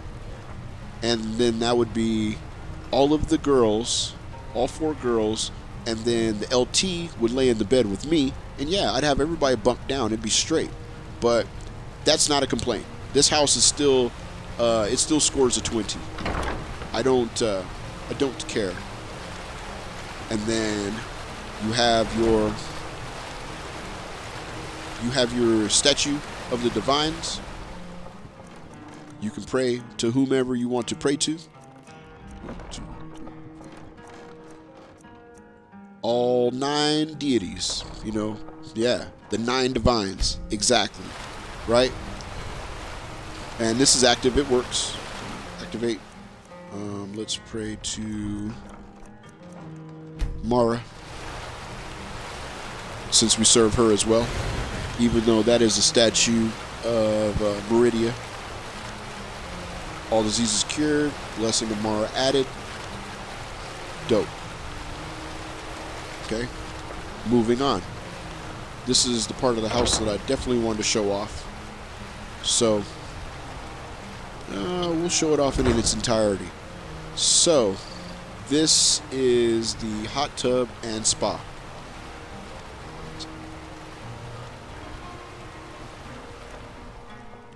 It has an auto strip feature, which again, it's standard to have this. Not having this is unacceptable.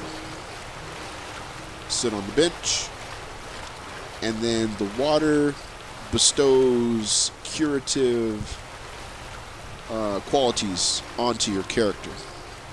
And oh, the girls just love this.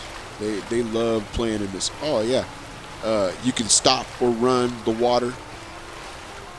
You know what I'm saying? That's what I'm saying. This level of attention to detail is unparalleled.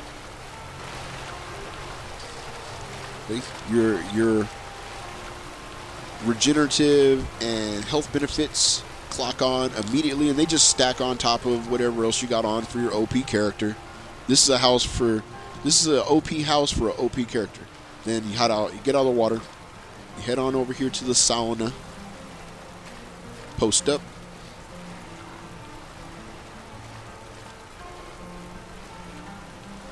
This is much nicer when you've got 4 or 5 hot-ass Jedi females wandering about, one of them making comments about Khajiit and Argonians having ugly babies. You know, that whole chestnut. You stand up for this, and you get more health effects that stack, which is really, really, really nice. Now, there's no reclothe feature. You do have to reclothe your character, and I know it's such a pain to have to put your own clothes on, but Master Luke's ring. Let's see here, hold on a minute. Chaos spell goes in that hand. Gene, commanding curse for trim cloak, guardian circle army, killing curseless rune. Boots, gloves, hood, wrong hood, my bad, leathers, blindfold, then we say crown, neckwear, the right hood, saber. Let's see here. Okay. Then that means my, what do you call it, is way over here. Okay. Chaos spell, alchemy, enchanting, teleport.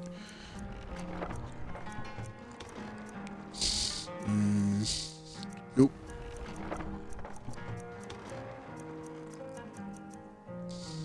I think I'm good. Here we go. There was a necklace that I used to wear, but I don't have to now because I'm not encumbered. Okay. Alright, so that was all of the good things about Leaf Rest, if I'm not mistaken. Did I miss anything? I don't think I did. Do I have all my stuff on? I do. Alright. Oh, wait. Here, I'll show off one more thing. So you're over here. This is your reading area, which is dope by itself. But you can eliminate the partition if you wanted to. I mean, you could definitely change the rugs, of course. But you can eliminate the partition so you can see right over into the prayer area. You know what I mean? Like I said, this is A-level house modding. Level A, triple A, quadruple A house modding. If you're not doing this level of house modding, just, I don't know, do bikinis. Like, make bikinis. Not like that stuff's easy either. But if you're going to make a house, you got to, like, pull out all the stops. You can't just be like, oh, it's got 4 walls and I threw some knickknacks around and some straw on the floor. You have to really think it out, and you gotta like step up the game, because the person that made this house, they're not screwing around at all. Go. You saw before it said the key required to leave. To get out of your own house, you got to have a key. And that was Leaf Rest. You know, like I said, level 20. Leaf Rest, level 20. Easily.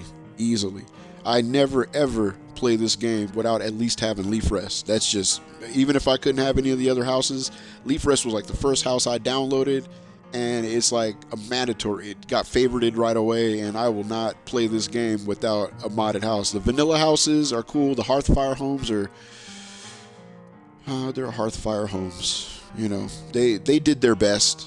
You know, I mean, Bethesda did their best. You know, they're slightly customizable. You know, they're quaint. They're quaint. Then the modders got a hold of it and said, "Hold my skooma. Go on, hold my skooma." Hold on a second. Excuse me. And good on them. You know, bless the modders. Good ones, bad ones, medium ones, whatever you got. If you mod this game, good on you. That's why we still play it.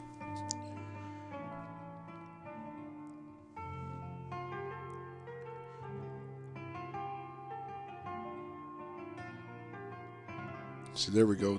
That's the bumpers that I'm used to seeing. There's always some information. Yeah, see these guys, they just roam around. You know, they hang out. You'll see my fox running around town, getting into stuff.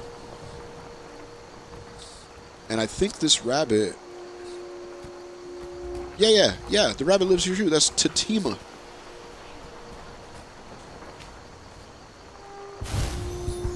Oh yeah, see? And I mean, there's, like I said, there's always something jumping off. But I'm not concerning myself with that. We're moving on. The town will be fine. It's got its own troops and guards and such. Alright. Now, ordinarily, I would go to my home, but I'm going to go there last. I will show off instead Shore Stone. Shore Stone is a little, I think it's always been there. It's a little village.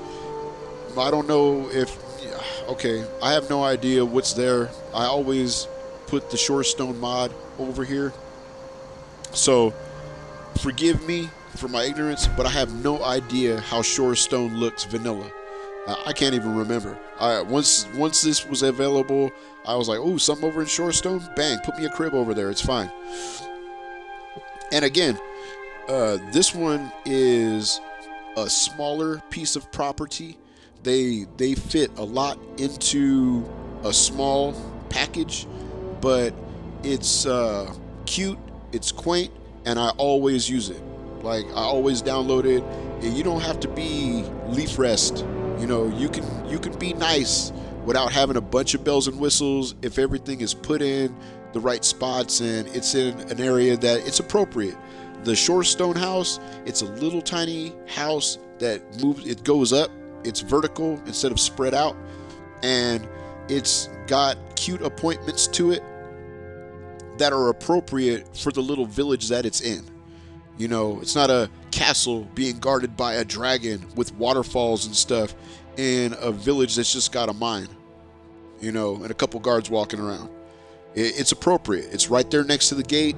It looks like the rest, I mean, it looks like one of the normal houses that are there. It just, you know, more ballers. Somebody spent more time building their house than everybody else. You know, it's got extra floors on it. But I won't spoil. I'll wait until we get there,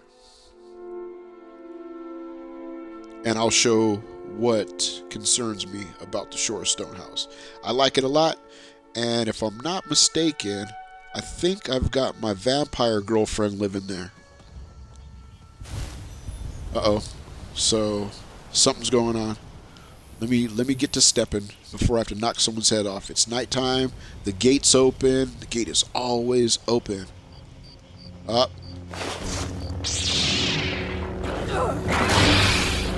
Okay. See? Look at these dudes over here assaulting the chickens. Freaking death hounds. Now the problem is, if I'm not careful, I can accidentally hit a chicken. Okay. Good.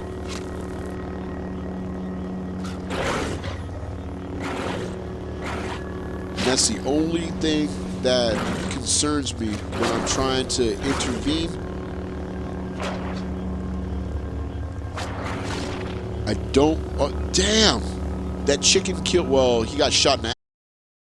But the chicken held his own. He didn't... You know, the Death Hound couldn't kill the chicken. Which, I don't know. You know, that's inspiring. You know? It's not the size of the dog in the fight. It's the size of the fight in the dog. Gone now, get. Okay. So, this is Shorestone House. Does it even have a name? Let's see. We're in Shorestone, and the house is called Redwind Tower. Redwind Tower. And if I'm not mistaken, the girl Alva, the vampire chick that got, you know, she got led astray. She got led astray by Movarth Pequeen, who in this reality is a hot-ass woman. And we'll not dig further into that. But she got led astray. She got her head all mixed up. And so I had to go to Markarth and straighten it all out. And before the townspeople could, like, take her head off, you know, like off of her body, I think I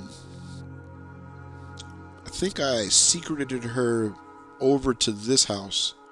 It's possible. Usually I do that. I'll grab, you know, certain people, rescue them from their circumstance, and then put them in one of my domiciles, like far away from, you know, their old life. I change their life for them. You know, it's lifestyle management. It's management, you know. That's what we do. Personal development lifestyle specialist. That's also a Jedi and an Empress. You know, I'm stranded on this world, man. You know, she's a hot vampire. What are you gonna do? But, oh yeah. Okay. So, all right. So as soon as you come in, so you got some diamonds, some ruby. You've got a shrine to Julianos and a cool ass map, right? Then you've got the weapon rack, right? Okay, cool. Strong box, good. Okay. So then you got a throne and a reading area, some more goodies, some more storage, bookshelf storage, cool, right? And, oh, the artwork. I gotta show off the artwork. I'll do my best. But yeah, the artwork in this house is very cool. But see, like that, you know, kind of hard to see because it's nighttime. But I'll probably sleep in the bed, and then in daytime I'll come out. But anyway, it's got original artworks. Okay, so it's a small spot. Bookcase. Okay, standard. Okay, I thought it was a bookcase that had something behind it. But yeah, so you got a bookcase, you got a reading area. Like I said, this is a smaller property, but it's appointed very well. It's very well done, you know, and so it does not have to have all of the leaf rest bells and whistles if it's cute and it's cool. Oh, by the way, that's my hot vampire girlfriend. She's in this position because I do not let her go out. She's a vampire. I'm sure you can understand. So she stays like this until I come to play with her. So, moving on. Cook and spit. See? Look at the art. Sweet. But, you know, just this is a cozy enough spot for, you know, you and, you know, a hot companion, a hot vampire girl, you know, to just get away from it all. You know, you spend some time, you drink yourself some mead. That's a big old pot of honey. And, yeah, we got some taffy from, well, moving on. We won't go into that. But I think that's El Excusado. Yeah. Yep. Bathroom. And it's got the Lusty Oregonian maid in there. So Alva must have been in there. Alright, cool. So, you got the Enchanter. You've got your Alchemy Lab. Storage for your weapons. more artwork, and I mean well done artwork too, pretty dope, you know. But I mean, like, look at this place. This, I mean, for a little small property, it has all of the things that you should have, and everything looks like it's supposed to be here. The lighting in here is good. The colors used, the textures used, I mean, very, very well done. This house, I mean, you know, all I did was add my own decorative touches. Okay, so, wait, what's this? Huh, okay. Kind of hardly never noticed that before. Oven, large sack, weapon rack. Yeah, this is what I'm saying. I mean, like, this mod author used a lot of the space very well. Very well. So wooden plate. I mean, it's, you got, man, look. Okay, let's keep it moving. Every time I come in here, I discover something different. All right, so a couple of things. All right, see, now that's Whiterun, I'm pretty sure. That's pretty dope. But, okay, so here we get into, I'm not even going to critique this place. I like it a lot, and I'll let it slide for its, you know, it doesn't have any shortcomings. It's exactly the size of house that you would expect for the size of property that it is. I mean, this is a little town. So you've got bunks, 2 bunks for your followers, right? You got 1 mannequin for throwing some clothes onto. Can't fault them for that. It's not like it's not toggleable, so you can't change that. But you got a mannequin, you got 2 bunks for your followers, right? Pretty cool. I mean, damn it, you even get a free loot in case you didn't have one. Now, all right, look at the rays coming through the window onto the bed. Okay? That's what I'm talking about. Like, even in a property like this, just like all the other properties, this mod author is vicious. Like, look at the pillows. Look at the pillows. You know, in a world where these people can't even sleep under the covers, this person gave you pillows, put candles right next to your bed, put books next to the bed in case, you know, you want to read when you're not scissoring. So you got the light rays coming through, basking the bed with natural light. You got a beautiful painting, some original artworks, you know, to inspire you while you're scissoring. Okay, this door leads out to your balcony, because yes, you do have a balcony. You have your wardrobe right here. Now, I will mention this just briefly. Okay? This bed does bed warming, and it's configured the way I like it. Okay? I don't mind that it's got the hides on here. You know, he put the bedroll material instead of the straw. He just rocked a big ass bedroll, which is cool, and then he threw some hides on here. But you got some badass pillows though. Look at them things, like 2 big ass pillows, man. I mean, right on. Now, here is the only issue. Okay, this bed is only accessible from this side, and when you do bed warming, which this bed does do, the companion that is attempting to warm up your bed, they always approach from that side over there. So what ends up happening invariably is that they will come right here, and then their path finding will not allow them to get to that side of the bed. They never get into the bed because they can't get in from this side. They don't know how to do that. They have to try to get in on that side. So you never get the animation where they're in the bed. They'll act like they got into the bed, and you'll get points for scissoring and whatnot, but it's not going to jump off. It doesn't happen. If this wall was pushed back, and this thing was put, like if that wall was pushed back, this wall was pushed back so that the bed could be accessed from all the sides, like these 3 sides, this house would be supremely perfect instead of merely definitely perfect. Like, it's a cool ass house. I like it. I like it a lot. It gets a 9. It gets a solid ass 9.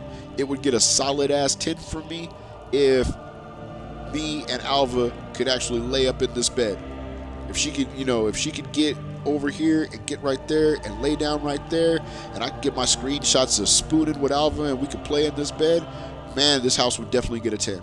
But it's a 9.5. You know what I mean? I'll give it a 9.5 because this house is dope. It's real cool. It's a nice small location, but he fits a lot in it. And I mean, aesthetically pleasing. It's really, really good job. It just, this one thing that it doesn't do. So I'm not faulting it for that. I'm just mentioning it for anyone who does decide to get this house. Let me go over here. I'll show you what the balcony looks like.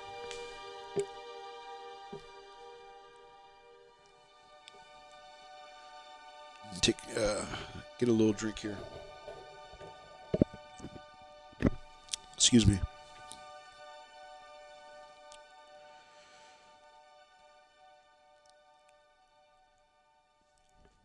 Now we have come to nearly the end of the custom homes that I consistently include in my Skyrim play. So this is your outer observation area.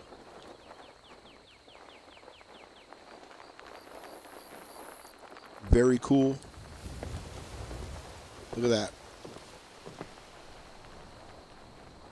Cool and useful. Because otherwise you wouldn't know that there's big ass spiders just roaming around. Like, what freaking time is it? 5 o'clock in the morning. You got spiders on mad patrol.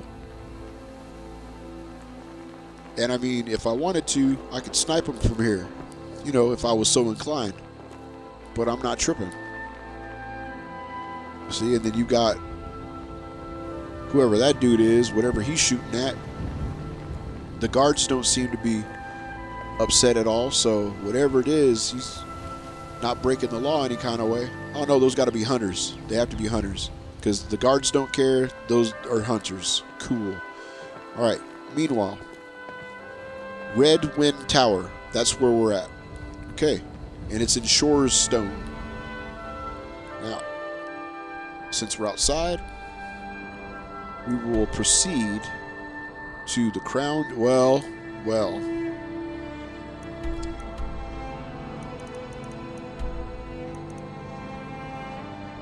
Technically,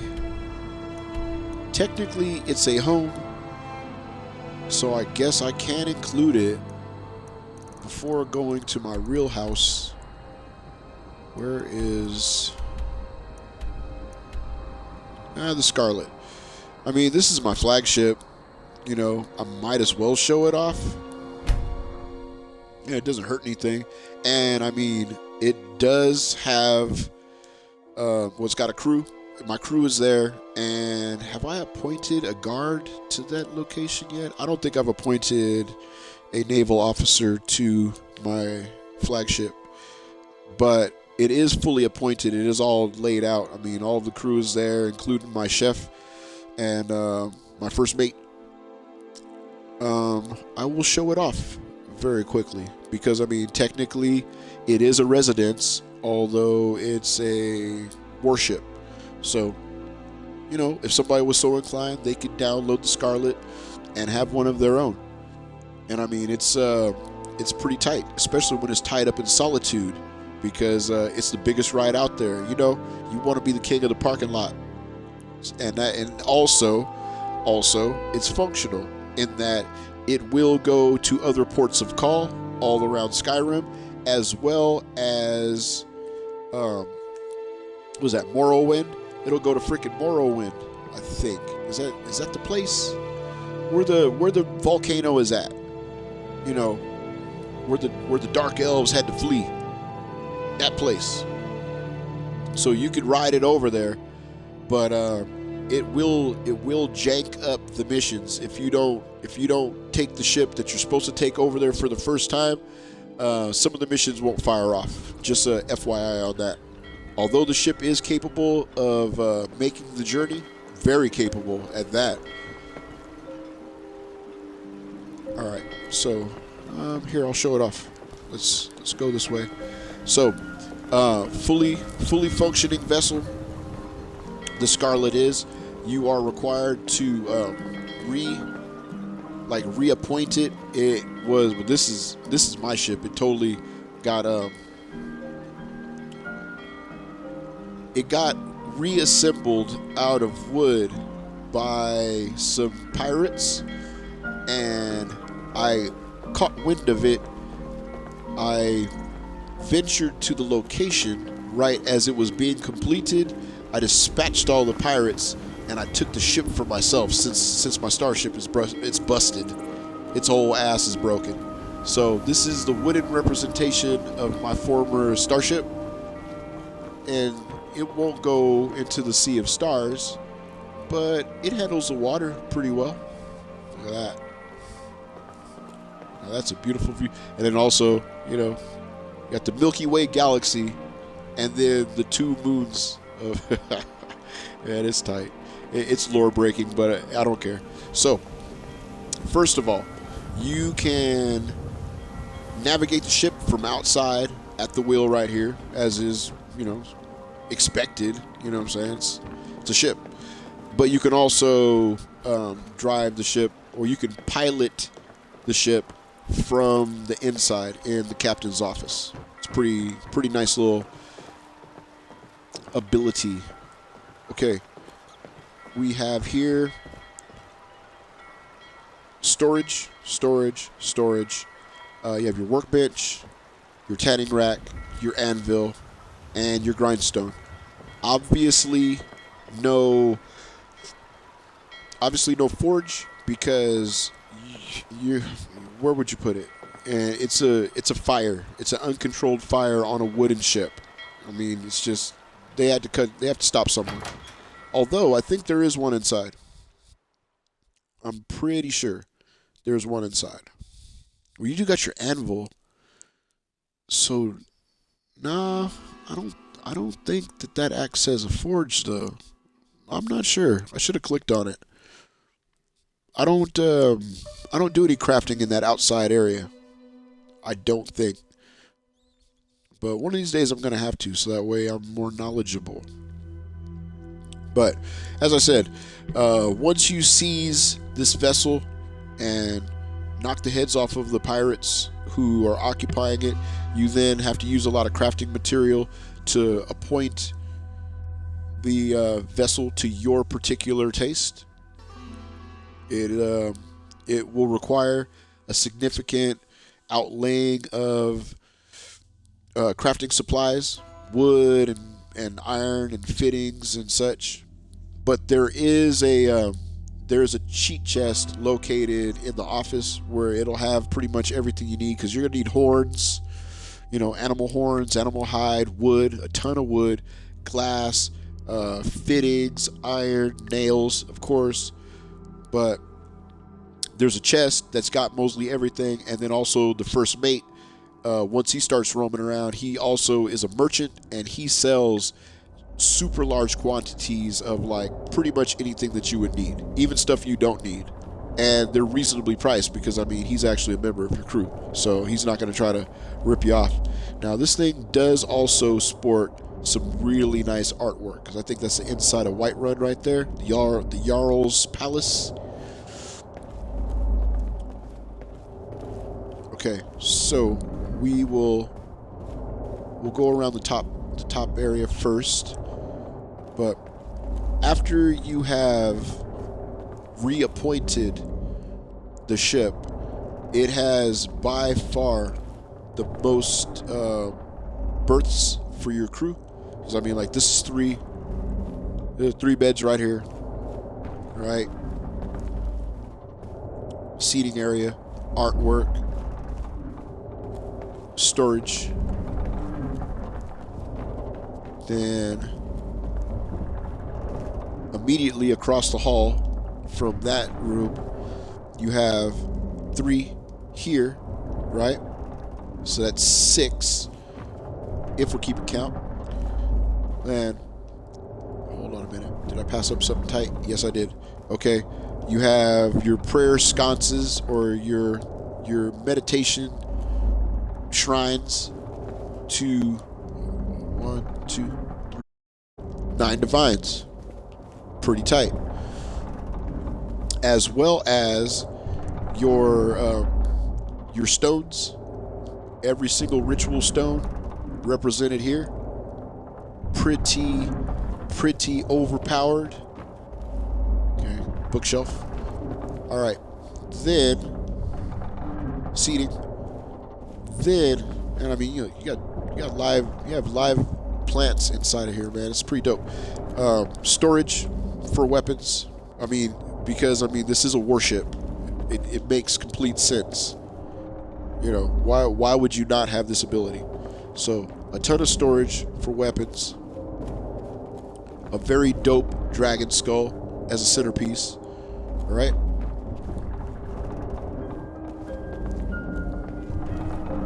And we'll show the room last. We'll show off the bedroom last. Okay?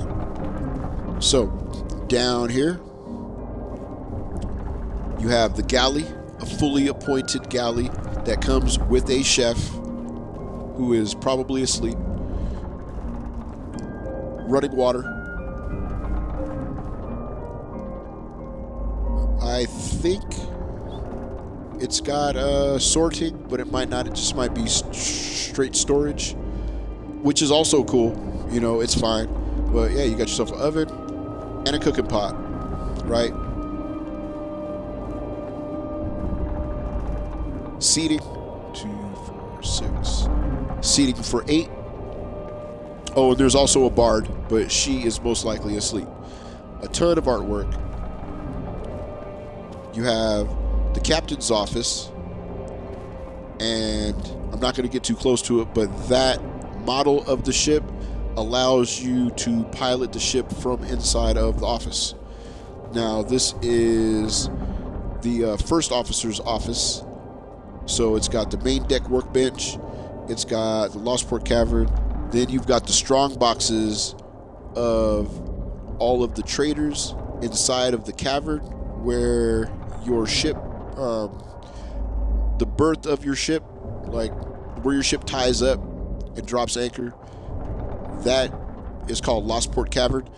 And you have businesses there if you establish them, and they make you passive income, and it all gets collected in these strong boxes. You don't have to go to them and collect the money. The money is sent to you onto this ship and is stored here. Pretty dope. And then here is where you would have your the workbenches. This is where you enable the workbenches, and then this last one right here is your cheat building supplies. In case you didn't have time to source all of the stuff, this box will have pretty much everything you're gonna need, maybe barring a couple of items, which you can then buy from your first mate. Right? Okay. Moving on. Oh, you can't fill those bottles with mead. Oh, that sucks. Okay, now 1, 2, 3, 4. So 3, 6. So that's 10.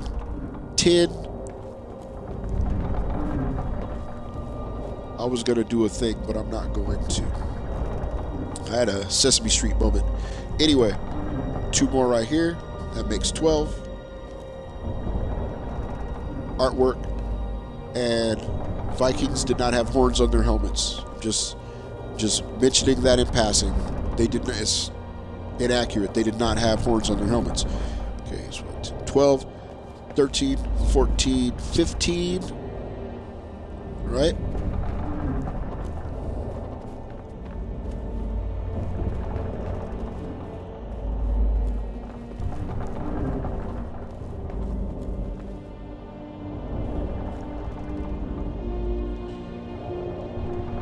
Unless I counted those, that's 19. Okay, so storage, a shower, a working shower. Okay? I mean, get out of here, alright? Running water. Okay. Oh, also you have a appearance changing mirror. Pretty tight. And then 3 more right here, which by now I've lost count.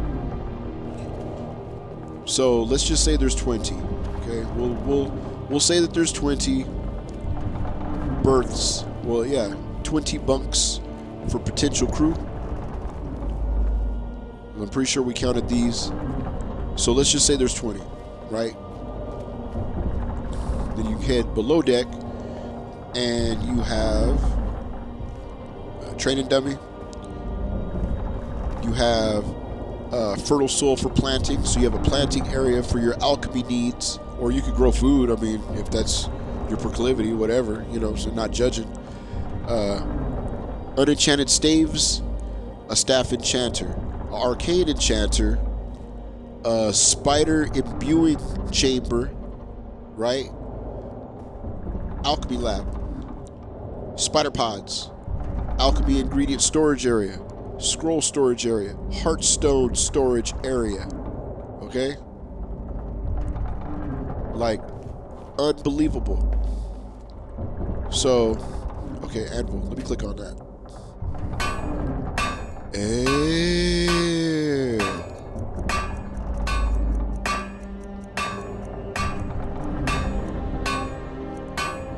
Markarth's guard helmet. I'm just clicking on this really quickly because there are some new items that are supposed to be available, and I'm trying to see if they've popped in. Assassin gloves for armor, Guildmaster, Savior's hide. Ooh, I can construct the Savior's hide. That's a mod. Somerset shadows. What I'm looking for is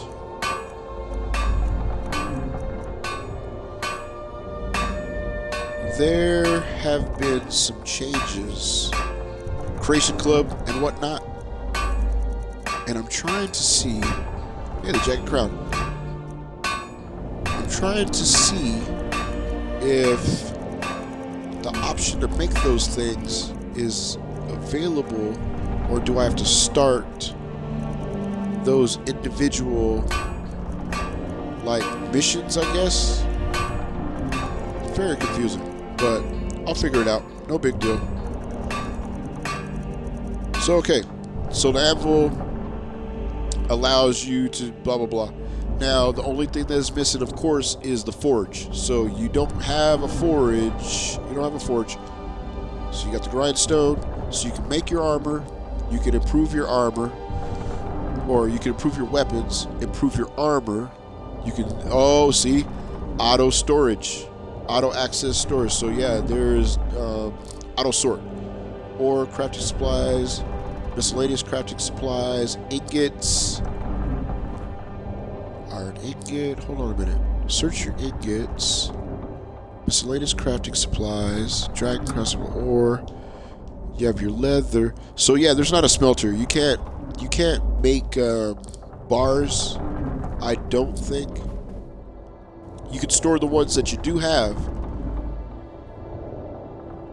So you got safes. Cool. You can store the ones that you do have, but you can't make them on the ship, which makes sense because a forge is like a big uncontrollable fire on a boat. Not smart. So it makes sense. I mean, they could have thrown it in there, but, you know, some people, you know, they got to have their immersion, you know what I mean?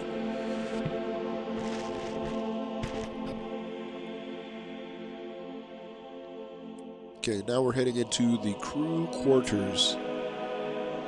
Everybody should be asleep. I'm just going to tiptoe through real quick, make sure everybody's all tucked in. Very tragic, too, because my bard has a Fruity Pebble face. Oh, So tragic. She's a nice lady though. She's got a good singing voice, but yeah,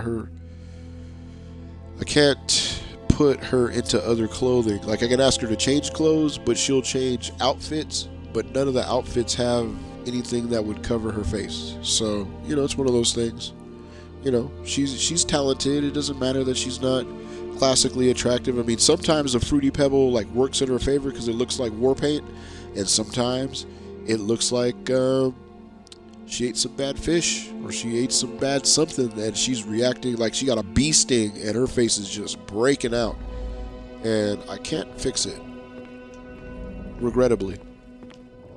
Oh, hey Riker. So the chef is awake. Must be about that time.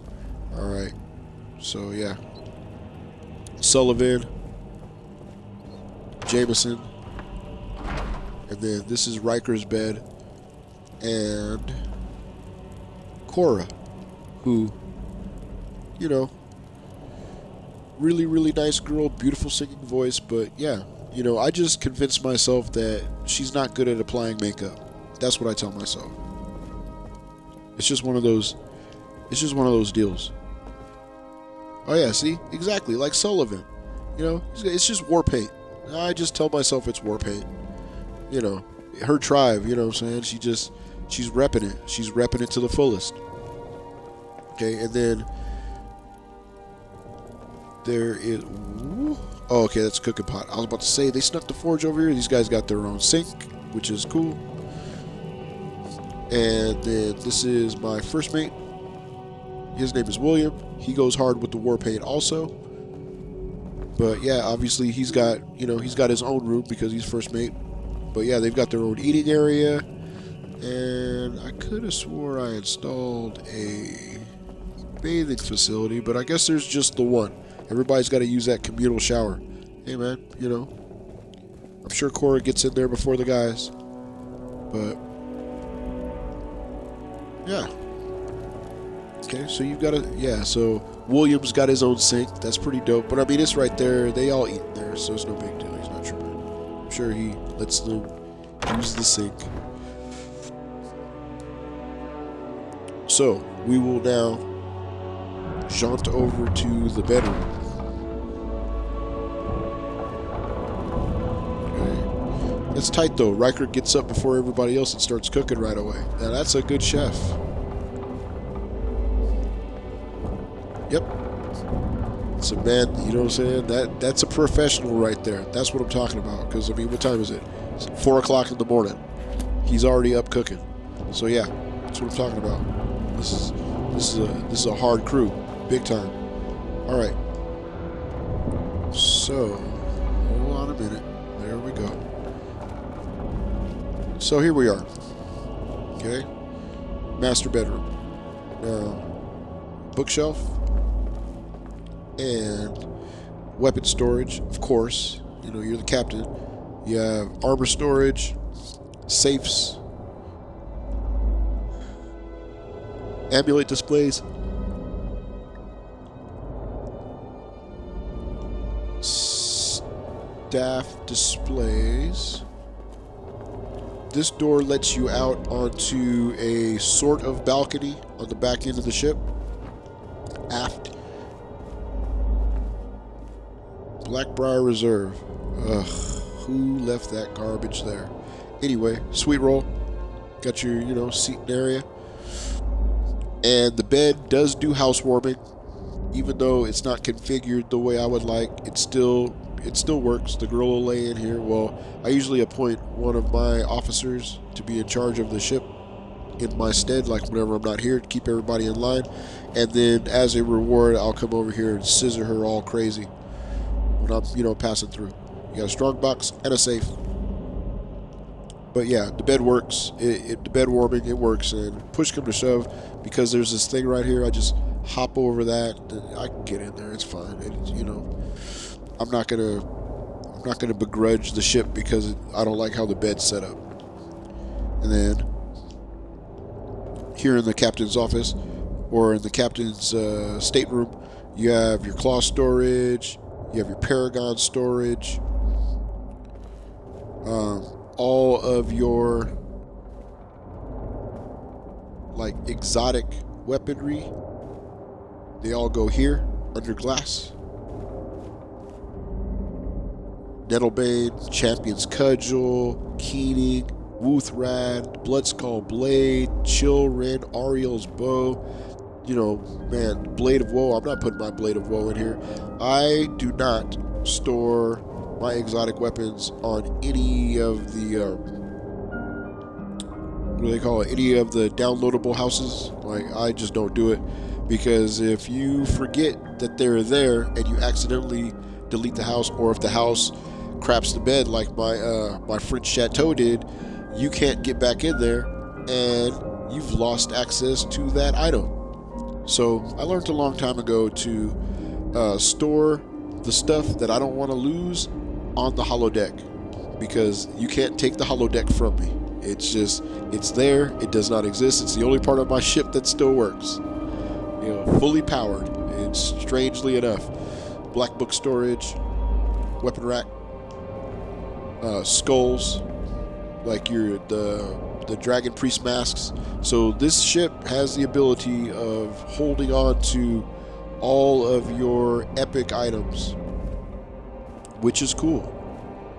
If you were so inclined to, you know, display that stuff. I personally do not.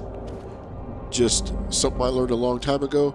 I don't display my legendary weapons in anything that can be taken from me. I don't even put them in my vanilla houses, because the vanilla houses can crap the bed too. I always keep them either on me, on my person, or I stick them into the holodeck, and they just go into a box marked legendary items, and I can just scroll through there and grab whatever I want. Once I get them, I just either keep them or I put them away in a place where they can't Skyrim themselves into not being usable. Alright, so what we will do is 5, 6, 7, 8. We'll move time forward just a little bit. There we are. Well-rested bonus. That's what I'm talking about. That's how you know the bed's working. Good deal. Yep. And the crew is moving about the ship as expected. I wonder where Cora is. She should be singing. Let's see. There she is. Well, it's hard to sing when you're eating bread. Hey, Cora. Good morning. Let's see. Can I make a request? Sure. What can I do for you? Okay, so she knows Age of Aggression and Dragonborn codes. Let's see that. Yes. This one's a favorite of mine. A legend we all know and love.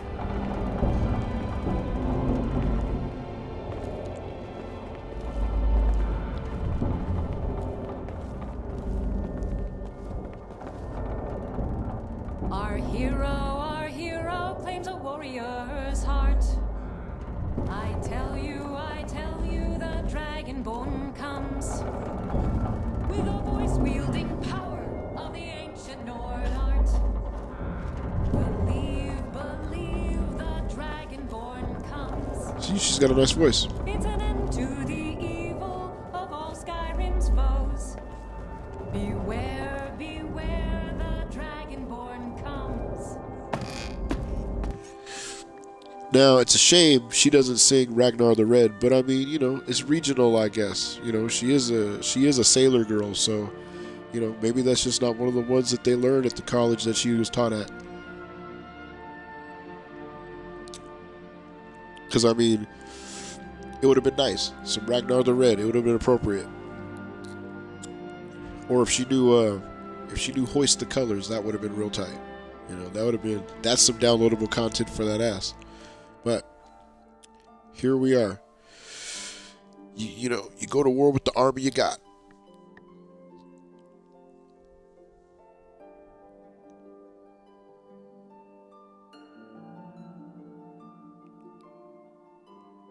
Thankfully, my kids do not look like that.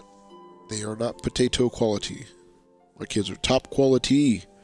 That was another one that I had to throw on there. You gotta spruce the kids up. The vanilla children are, well, Bethesda did their best, I guess. It is what it is.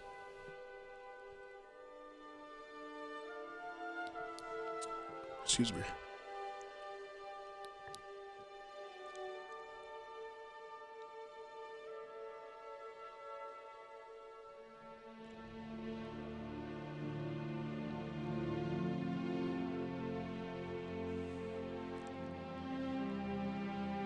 I like these bumper jokes, but personally, I'm always worried that the game will be like, oh, I'm just going to show you these because secretly I've already crashed. It doesn't take a lot of memory to show you this stuff. You have no idea.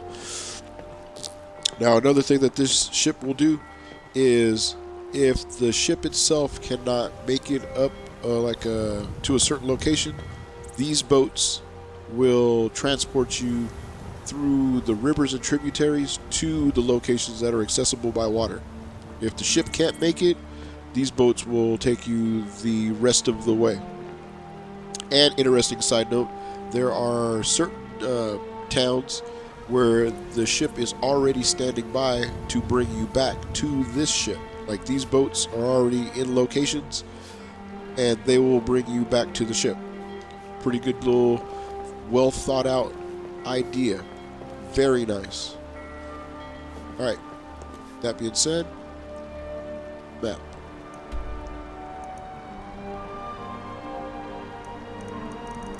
Let us, oh yeah, whole wrong distance, wrong direction. Yeah, because I know we weren't that far away. There we go. Let's go to the stables. It's always best to apparate to there. Not a lot of data needed. Gotta help the game out.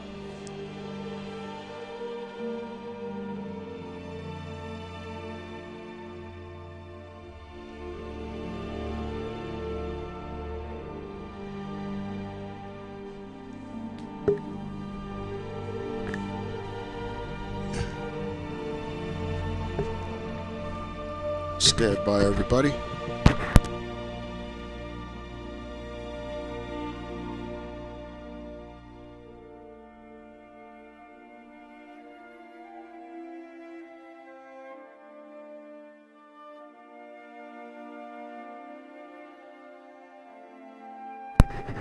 And my hope that no one heard that. I'm still recovering, but I'm doing my best.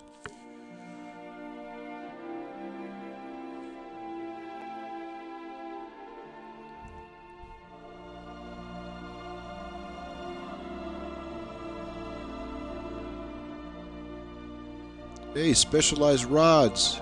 Oh man, see now I have to invest in all sorts of extra tackle.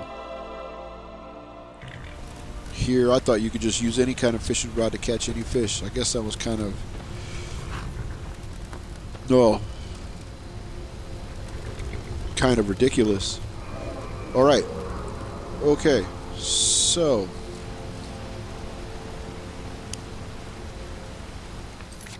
Nope. Not that button. This button right here. Okay.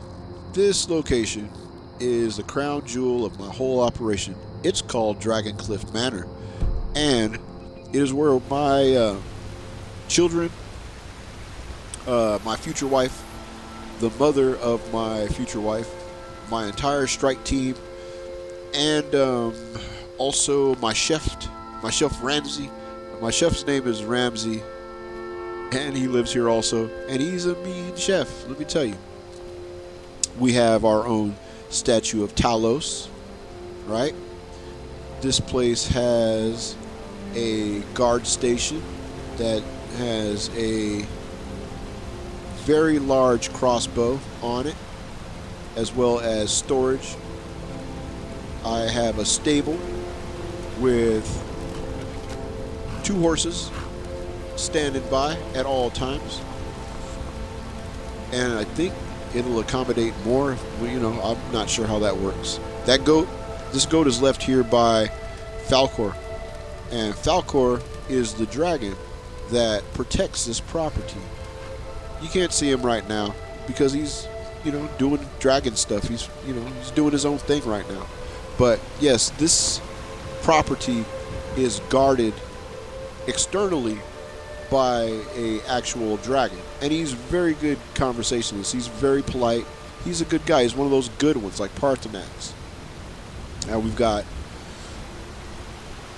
so much going on at this home, but firstly, we've got our own Gildergleam tree, however you say that. And we're accessible across that bridge. That narrow bridge right there gets you up this way if the dragon lets you. Also, were you so inclined, you could go down this way, which leads into a secret entrance into the facility. It takes you down through the bottom, you know. So if I'm escaping, I can take this secret route to get out. Or if I'm coming in and I don't want to go through like the front big main doors, I could just slip in through the side and pop in on my people and see like if they're doing anything crazy. But I mean, you know, they're never doing anything crazy. These are my people. My whole army lives here. So, grindstone workbench, Skyforge. See, this house has its own Sky Forge that's unlocked. You don't have to be the harbinger of the companions or any of that crap. You got the crafting stores right here. You have your tanning rack, Sky Forge, already going. Anvil, Sky Forge, smelter, storage, right? Just to let you know who you're messing with. That's outside. It's outside because, you know, this is a castle.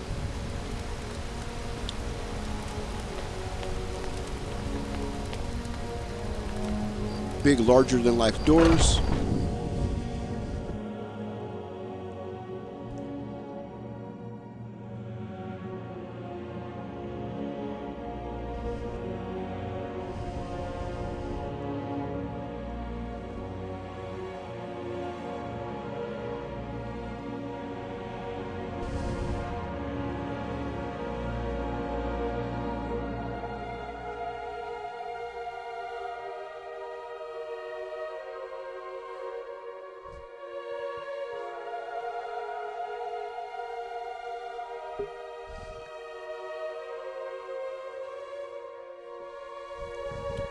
The loading. And I think it always takes about the same amount of time for all of the loading screens, but it's just the anxiety involved as to, is this going to be the time where the game decides that it's had too much? I mean, after all, it's been 2.5 hours, and the game has not shot the bed yet. So, you know, it's not expected. You know what? Uh-oh, never mind. Hold on. Okay, good. We made it. All right. So, here on the foyer, it's going to be a little bit of lagginess because one thing that I have discovered is sometimes my soldiers like to be out of uniform. You know, they're girls. What are you going to do? You know, they don't think that I'm going to arrive, so they're walking around in their panties, man. What do you don't judge. Anyway, this table right here has storage for like the Mehrunes razor and the horn of Jurgen Windcaller. Got some books, and it's also got this miniaturized version of that thing. Anyway, it'll take you upstairs. Oh, the Eye of Magnus. There you go. See, I mean, hey, I'm medicated right now. Don't judge. Don't judge me. Anyway, so, oh, see, auto sort. Again, the very best houses do auto sort. So, auto sorting, big time. And plus, a nice little sitting area. Sometimes my vampire girlfriends like to just chill right here. You know, instead of being in the other parts of the house, they'll just be right there eating some bread or drinking some wine or whatever. Pretty cool. So, this is what you're presented with upon arrival inside of my home. Statuary, banners, just everything that would indicate to you that you've arrived at the residence of the true empress of this land and its continent and its people. And we will prove that over time to everyone we encounter.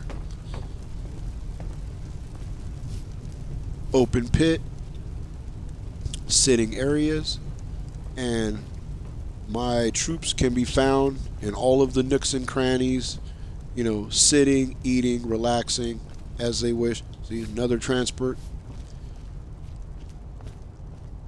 Anska. Oh yeah, Anska's super nice. I had to bring her because she doesn't have her own house.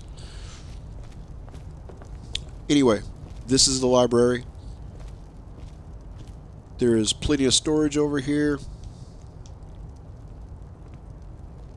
And there is something. Oh, switch chair type. I don't know what that does, but I don't click it. Apparently, it changes the kind of chairs. One of these days, I'll hit that thing and I'll tell you what it does. All of these fertile soils can be planted. I usually put there's one thing I always, oh, it's juniper. I always put juniper because it just looks good. You know, it grows pretty quickly and it looks real cool. That's just my opinion. Do what you want. This, oh, so another, you know, there's going to be these Eye of Magnuses like all over the house. Now, as you can see, there's floor to ceiling storage of library bookcases. Like, they're double stacked. That's pretty dope. That means, like, basically this library by itself houses what I would assume is one copy of every book that this game has. And also, there's this little tiny one over here. Wait. Does it not work? Okay. So that one's there just for aesthetics. Yep. It's just there for looks. Cool. Because I was like, I've looked in all those and I'm thinking that I've counted all the books. Anyway, so all the books, all here in the bookcases. You head upstairs to the loft and you have storage for your own books. Just in case, you know, having all the books isn't enough.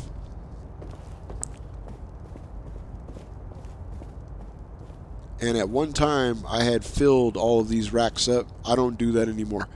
Oh my goodness. These are for those special books. That's pretty cool. Right on. Good deal. That's tight. Alright. See? So you can see outside through these windows, and it actually represents the time of day. Pretty nice touch. You can actually sit in the chair. My vampire girls like to sit on top of this chair. Don't ask me why. I don't ask them questions. They're vampires. They're going to do some unorthodox things. It's just their way. It's fine. But it's nice to roam through here, and you'll find the girls either eating or drinking or both.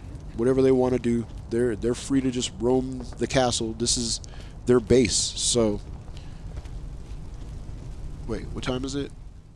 Oh, okay, it's 1 a.m. So yeah, that means that Bard is not playing music. Yeah, see, the girls can usually be found here in the main kitchen or the main dining hall. There is more than enough room to seat my entire strike team in this dining hall by itself. The room that my children live in has its own dining hall, which is extremely baller, if I am going to say so myself. It's very dope. Full professional kitchen. Full provision storage. Like, complete. Right? Sometimes when my kids come down here and sweep up and talk to the chef, they're so nice. They're so helpful. Good Padawans, I'll tell you. Alright. Now, making our way through here. Hey, there's my sister. So, alchemy lab. I mean, look at this thing. Hogwarts ain't got shit on this. No, this is a setup. Storage access for the alchemical stores. Buffs, poisons, potions. A Wylandria spoon.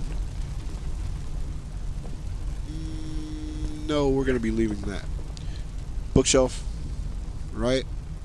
This is my office, if I didn't say so earlier. Arcane Enchanter. Custom style.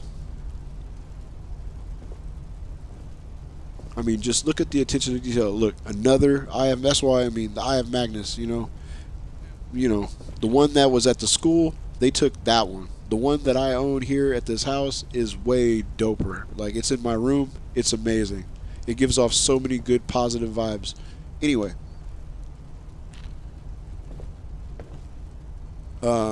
Hey, flawless amethyst? Is that what that is?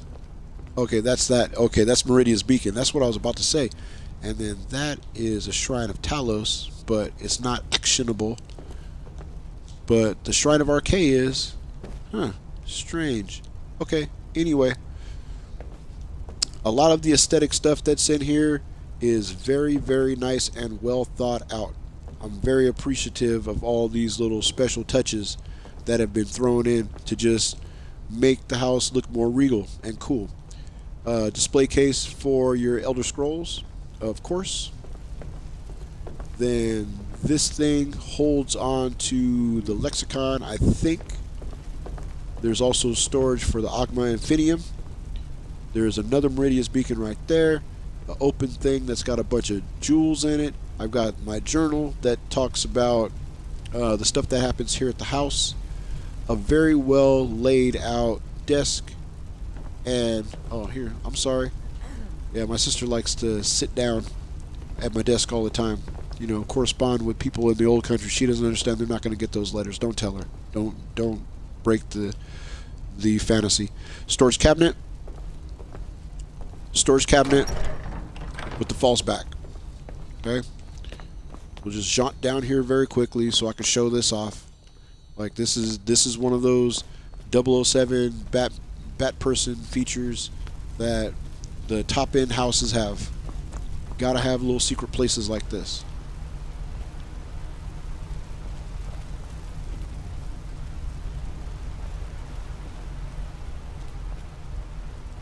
Pull chain. Right? See, this is what I'm talking about. Okay? If you don't own a home that does like this kind of stuff, you gotta rethink, you know, what you're out there grinding for. I mean, in my personal opinion, it's pretty simple. You should have a home that has a bat cave in it. You know, male or female bat person should be able to come down to this little secret area. Are those dudes' eyes lit up? That's pretty tight. I don't like mannequins, but oh, okay, it's because of the lights. Yeah, so they're uplit. That's pretty dope. I don't even like mannequins, and I think that's cool. Then you've got this guy right here, the Dragon Orb. The Dragon Orb takes you right back into the office. But before we do that, let's head over here very quickly. Because we're not done. I mean, we're not even close to done. I mean, the bat cave continues. Okay? So,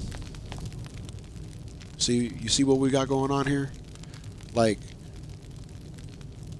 that's a observatory, okay?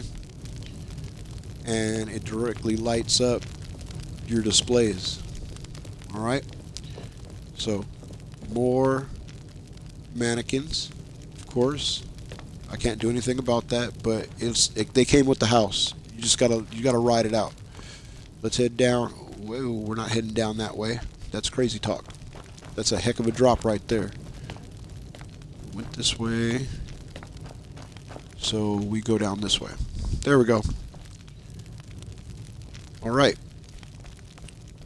So, as I said, if you have a home and it does not have a gigantic labyrinthian bat cave where you can store all of your goods and your treasures accumulated through so much grinding, so much head cutting. There's a sorting chest, of course. Treasury chests. Look at these things. Look at these baller ass treasury chests. Like these things. And then stacks of gold ingots, piles of purses, quicksilver, gold bowls holding coin purses.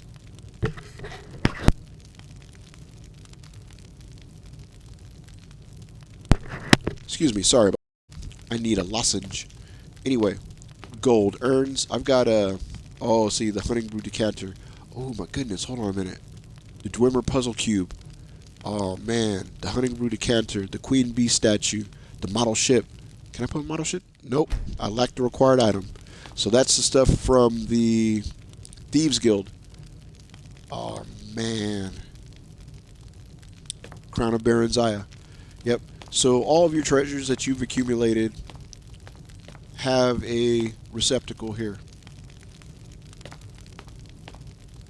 Ooh, I got that. Hey, there we go. But I'm not going to leave it there. Like I told you, I don't do that. Dragonstone, Archmage robes. No, I don't. I've got them. Map of the Dragon Burials. Okay, so yeah, there's a symbol of the college right here. I've got the Archmage robes. Okay, whatever. The ones that I put away are probably the ones... Excuse me, hold on one second.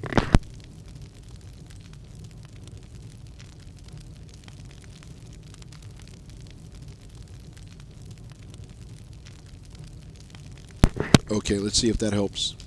Nothing like honey and lemon. Now, I put away one set of Archmage robes into safe storage, and that's probably the one that needs for storage right there. But it's cool, I'm not worried about it because I don't like doing that. Claw storage, I definitely don't do that.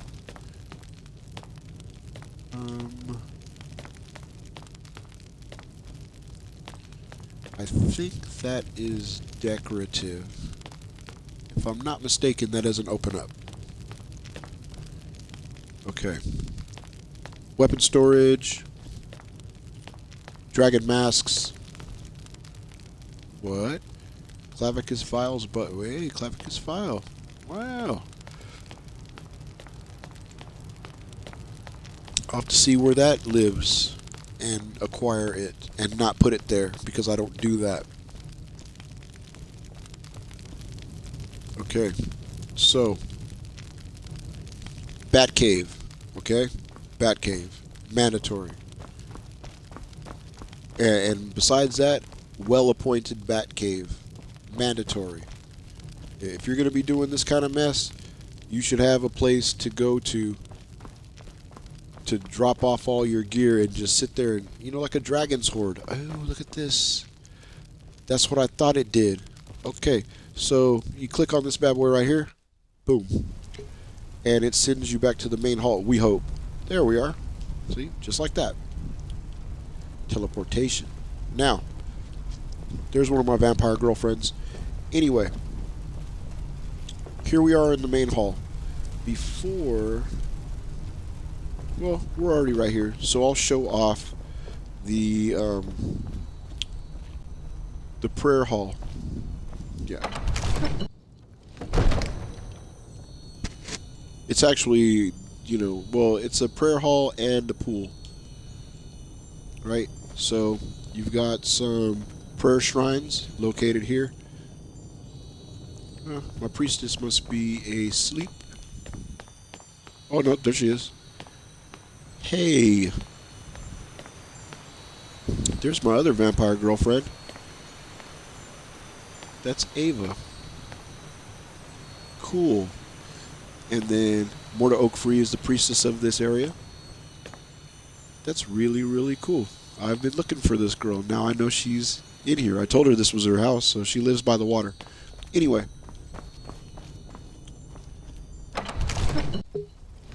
My voice is giving out, so I'm going to make this brief. We're going to briefly go through all the other locations here at this house. Okay, so, and then this is Eva, my other vampire girlfriend. Alright, so, that is the prayer pool recreation land. Hey, and there is my bard Oriella coming down to start her shift. Let us say... Certainly. I am trained in the 3 traditional bardic instruments, lute, drum, and flute. Which would you prefer? Let's have you play flute. You're a connoisseur indeed. Not many appreciate the subtle beauty of the flute. Or the subtle beauty of a bard. But yeah, go for it. Okay. And it's so tight. I mean, she's got her room's in here. I'll show it off real quick. So this is the barracks. And my chef, my bard, and 1 guard live in this area. So I'll show it off real quick.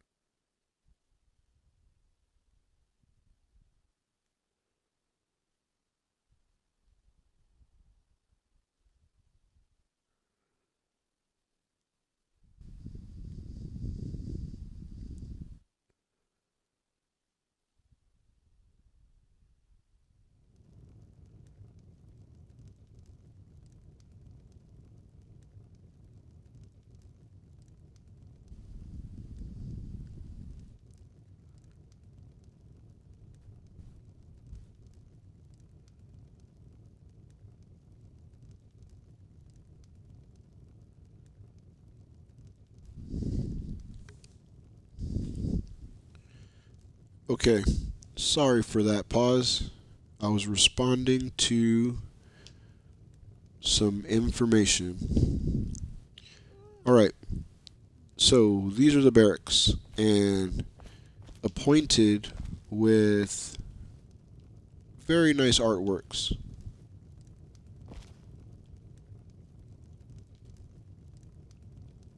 I'm assuming originals created by the mod author or with permission. Very tight. This is basically a almost copy of the companions where they live. Their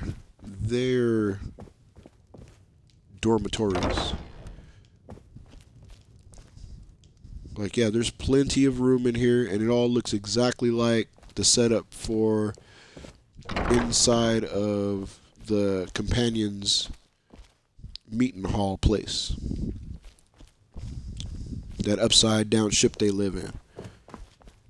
And then way here in the back is, yeah, exactly. See, this is all very familiar for anybody who does the companion stuff. It's just appointed differently, doesn't have the same stuff, but the positioning of like the seats and the location of like this room in particular is probably an add-on. But anyway, this bed right here is the bed that Ramsey sleeps in.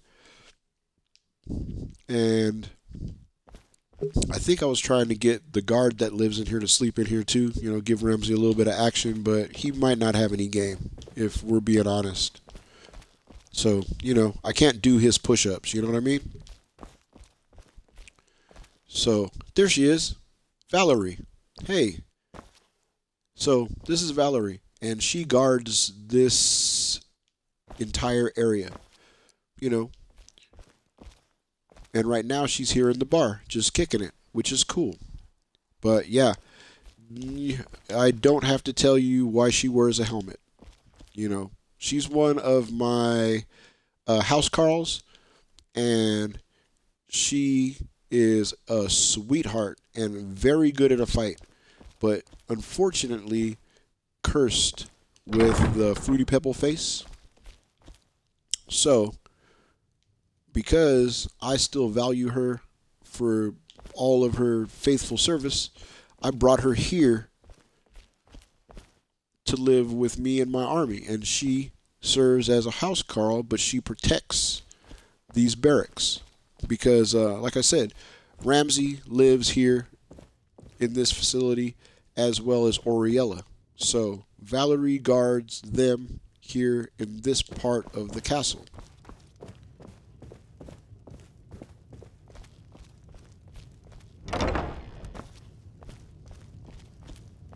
Just showing off all of the barracks.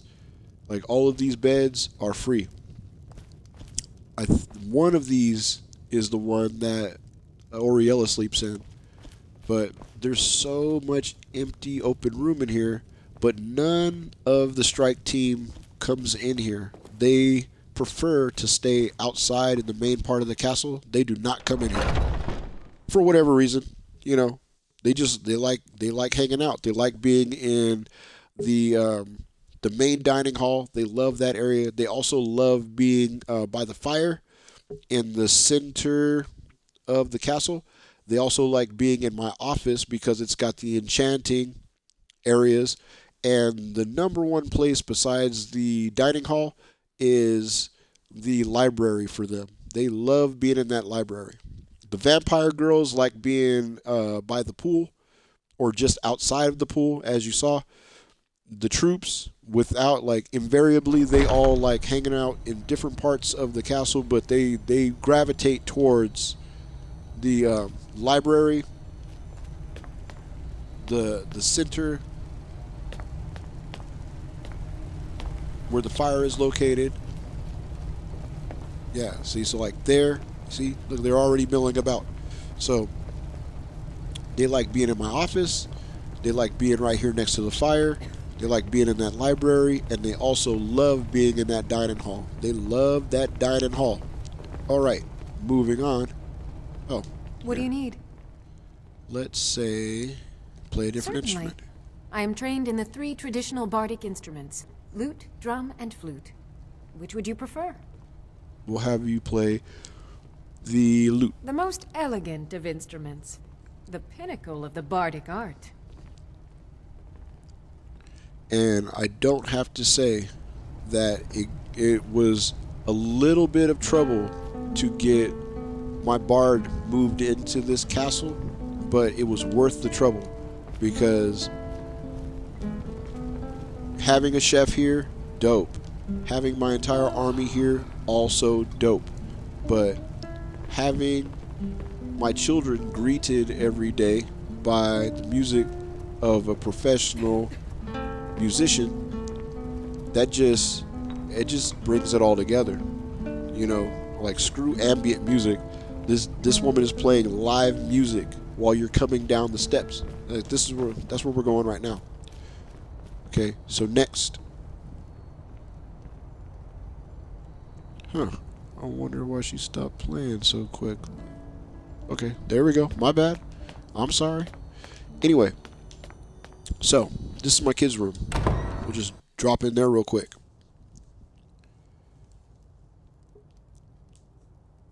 Alright, like I said, 1, 2, 3, 4, 5, 6. So yeah, places at the table for all of the kids. The kids take their meals here, but they also eat in the main dining hall. You know, it's up to them. They're completely free. You're home. Hey, Did you Britt. get me a present? Yes, I did. Let's say, what would you like?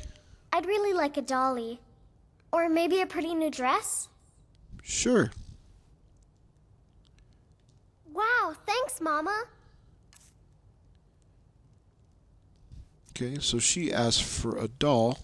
So I'll give her a doll. I gave her one already, but I'll give her a doll. And I'll probably give her a dress too. I'm just one of those type of parents. So you get a doll, like you asked for. And let's say yellow, because she's pretty like a flower. Buy out. Here we go. Thanks. You're welcome.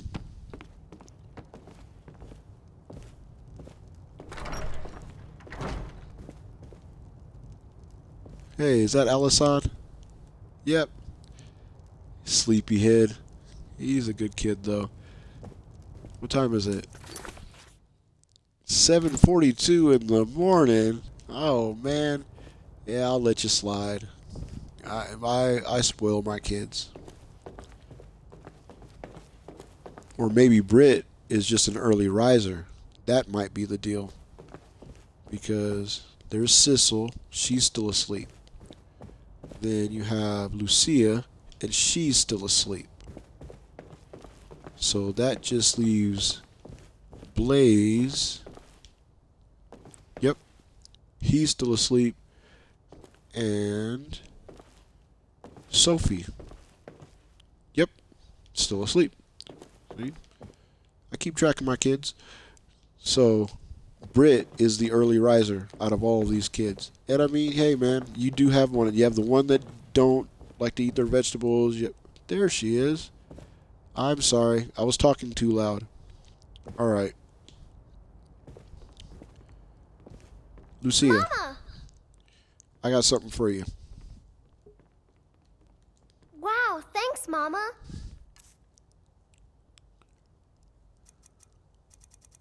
Since your sister's wearing a yellow dress, you get one as well. Because we are a military here.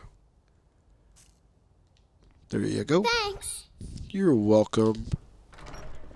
And then... hold on a minute. Alisson, Hi, Ma. I got something for you. Damn!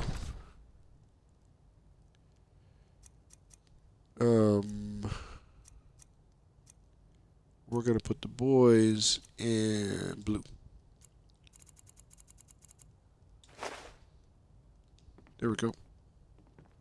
You're welcome. Okay. Boys in blue, girls in yellow. And moving.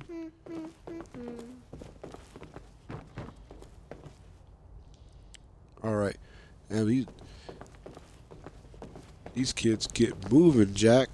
1 second, all of them bedded down. Next second, can't catch any of them. I'm gonna have to go outside and catch the rest of them.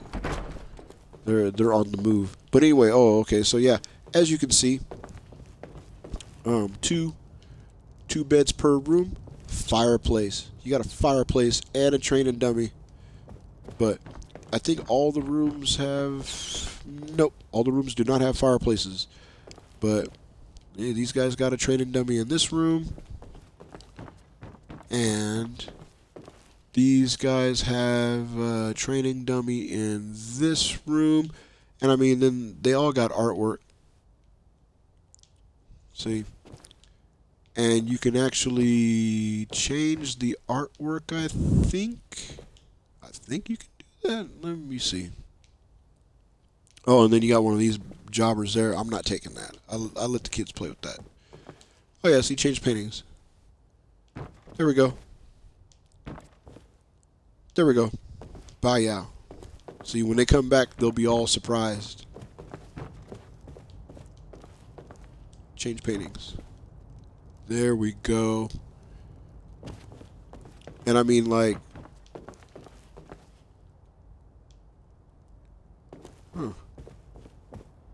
change paintings. Uh-oh. Ooh, no, man. No, we're not doing that. You're not scaring my kids. Put it back what it was. Yeah, better. That dude, that's one of those companion jerk-offs. No, you're not scaring my kids. They gotta sleep in that room. Alright. I don't even think they have therapists yet. Okay, so... Alright, everything was good. The rooms are straight. And, like, yeah, this stuff is... Yeah, see, it's non-static. So they can take this stuff if they want. You know, my kids eat off of like goblets. You know what I mean? That's what I'm talking about. Okay.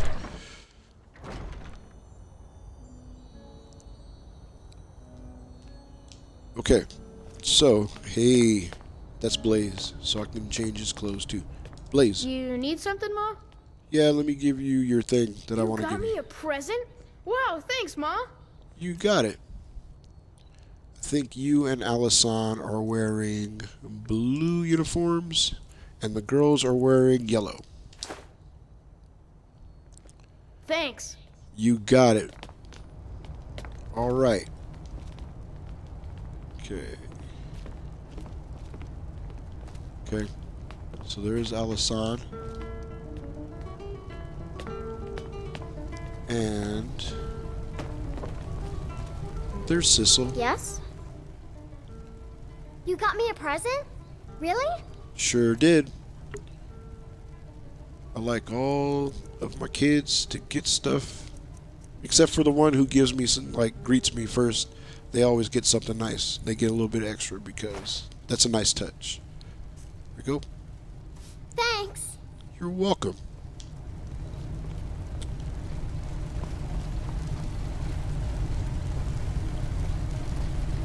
Okay.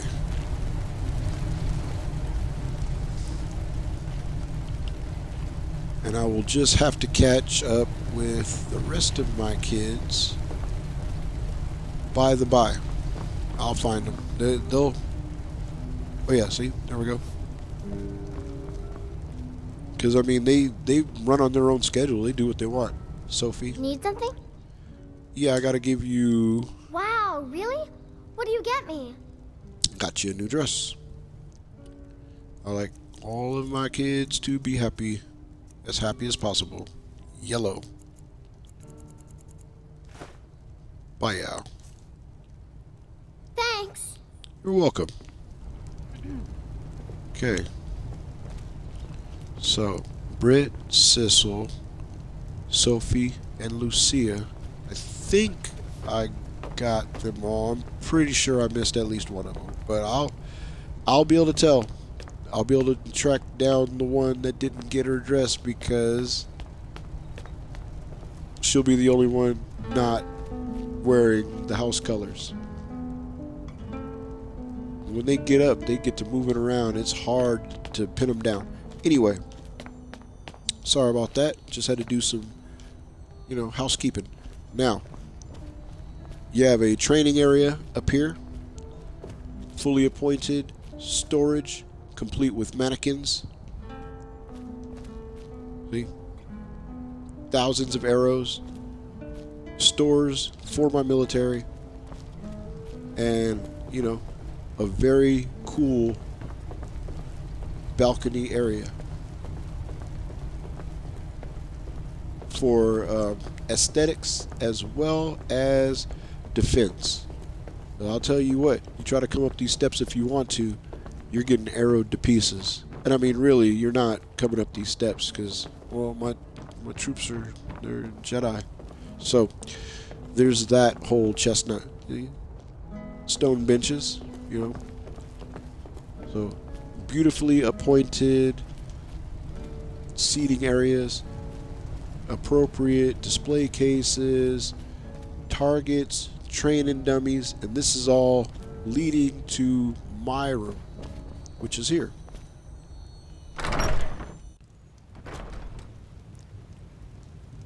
With everything else, this is the most important room. and the one I'm most proud of. You have the reception area with, food, books. I usually plant something here that I can't remember. Oh yeah, baller ass indoor pool, mandatory. But anyway, let's go. Let's go. So, open bay fire pit, seating area. Oh yeah, there's my Eye of Magnus that I've got just totally kicking back inside of my house, which is a castle. See? And it also teleports you to the main hall in case you're tired of using your legs. But yeah, this is the level of attention to detail that you have to expect if you're modding houses. This is very nice. My troops will come in here from time to time, and you'll find them like laying on the floor next to the, what I can only assume is positive vibes coming off this thing. Now, the bed does do bed warming, and because it's accessible from all the sides, no one has slept in this bed because I still have to do the whole courtship thing with Anarchy Crackjumper's daughter that she totally gave me permission to marry. So my girlfriend is letting me marry her daughter. And if you don't think that's dope, then I won't be judged by you. Okay. Ring storage, change appearance mirror. The kids come in here from time to time and they leave the books on the floor. I don't have a problem with it. It's what kids do, right? So, you got your lounging area and indoor pool, which, if you don't have an indoor pool at your house to like swim around in or let your strike team swim around in, then I don't know what you're doing. I grind harder. It's just a house, man. It's just a dwelling. It's just mine has a bunch more tight things in it. This is how you should be living.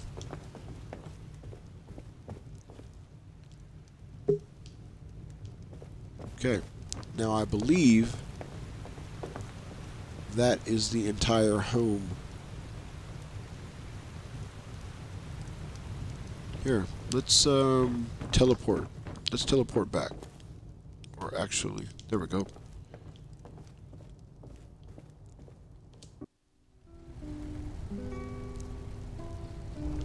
Here we are, back at the main hall.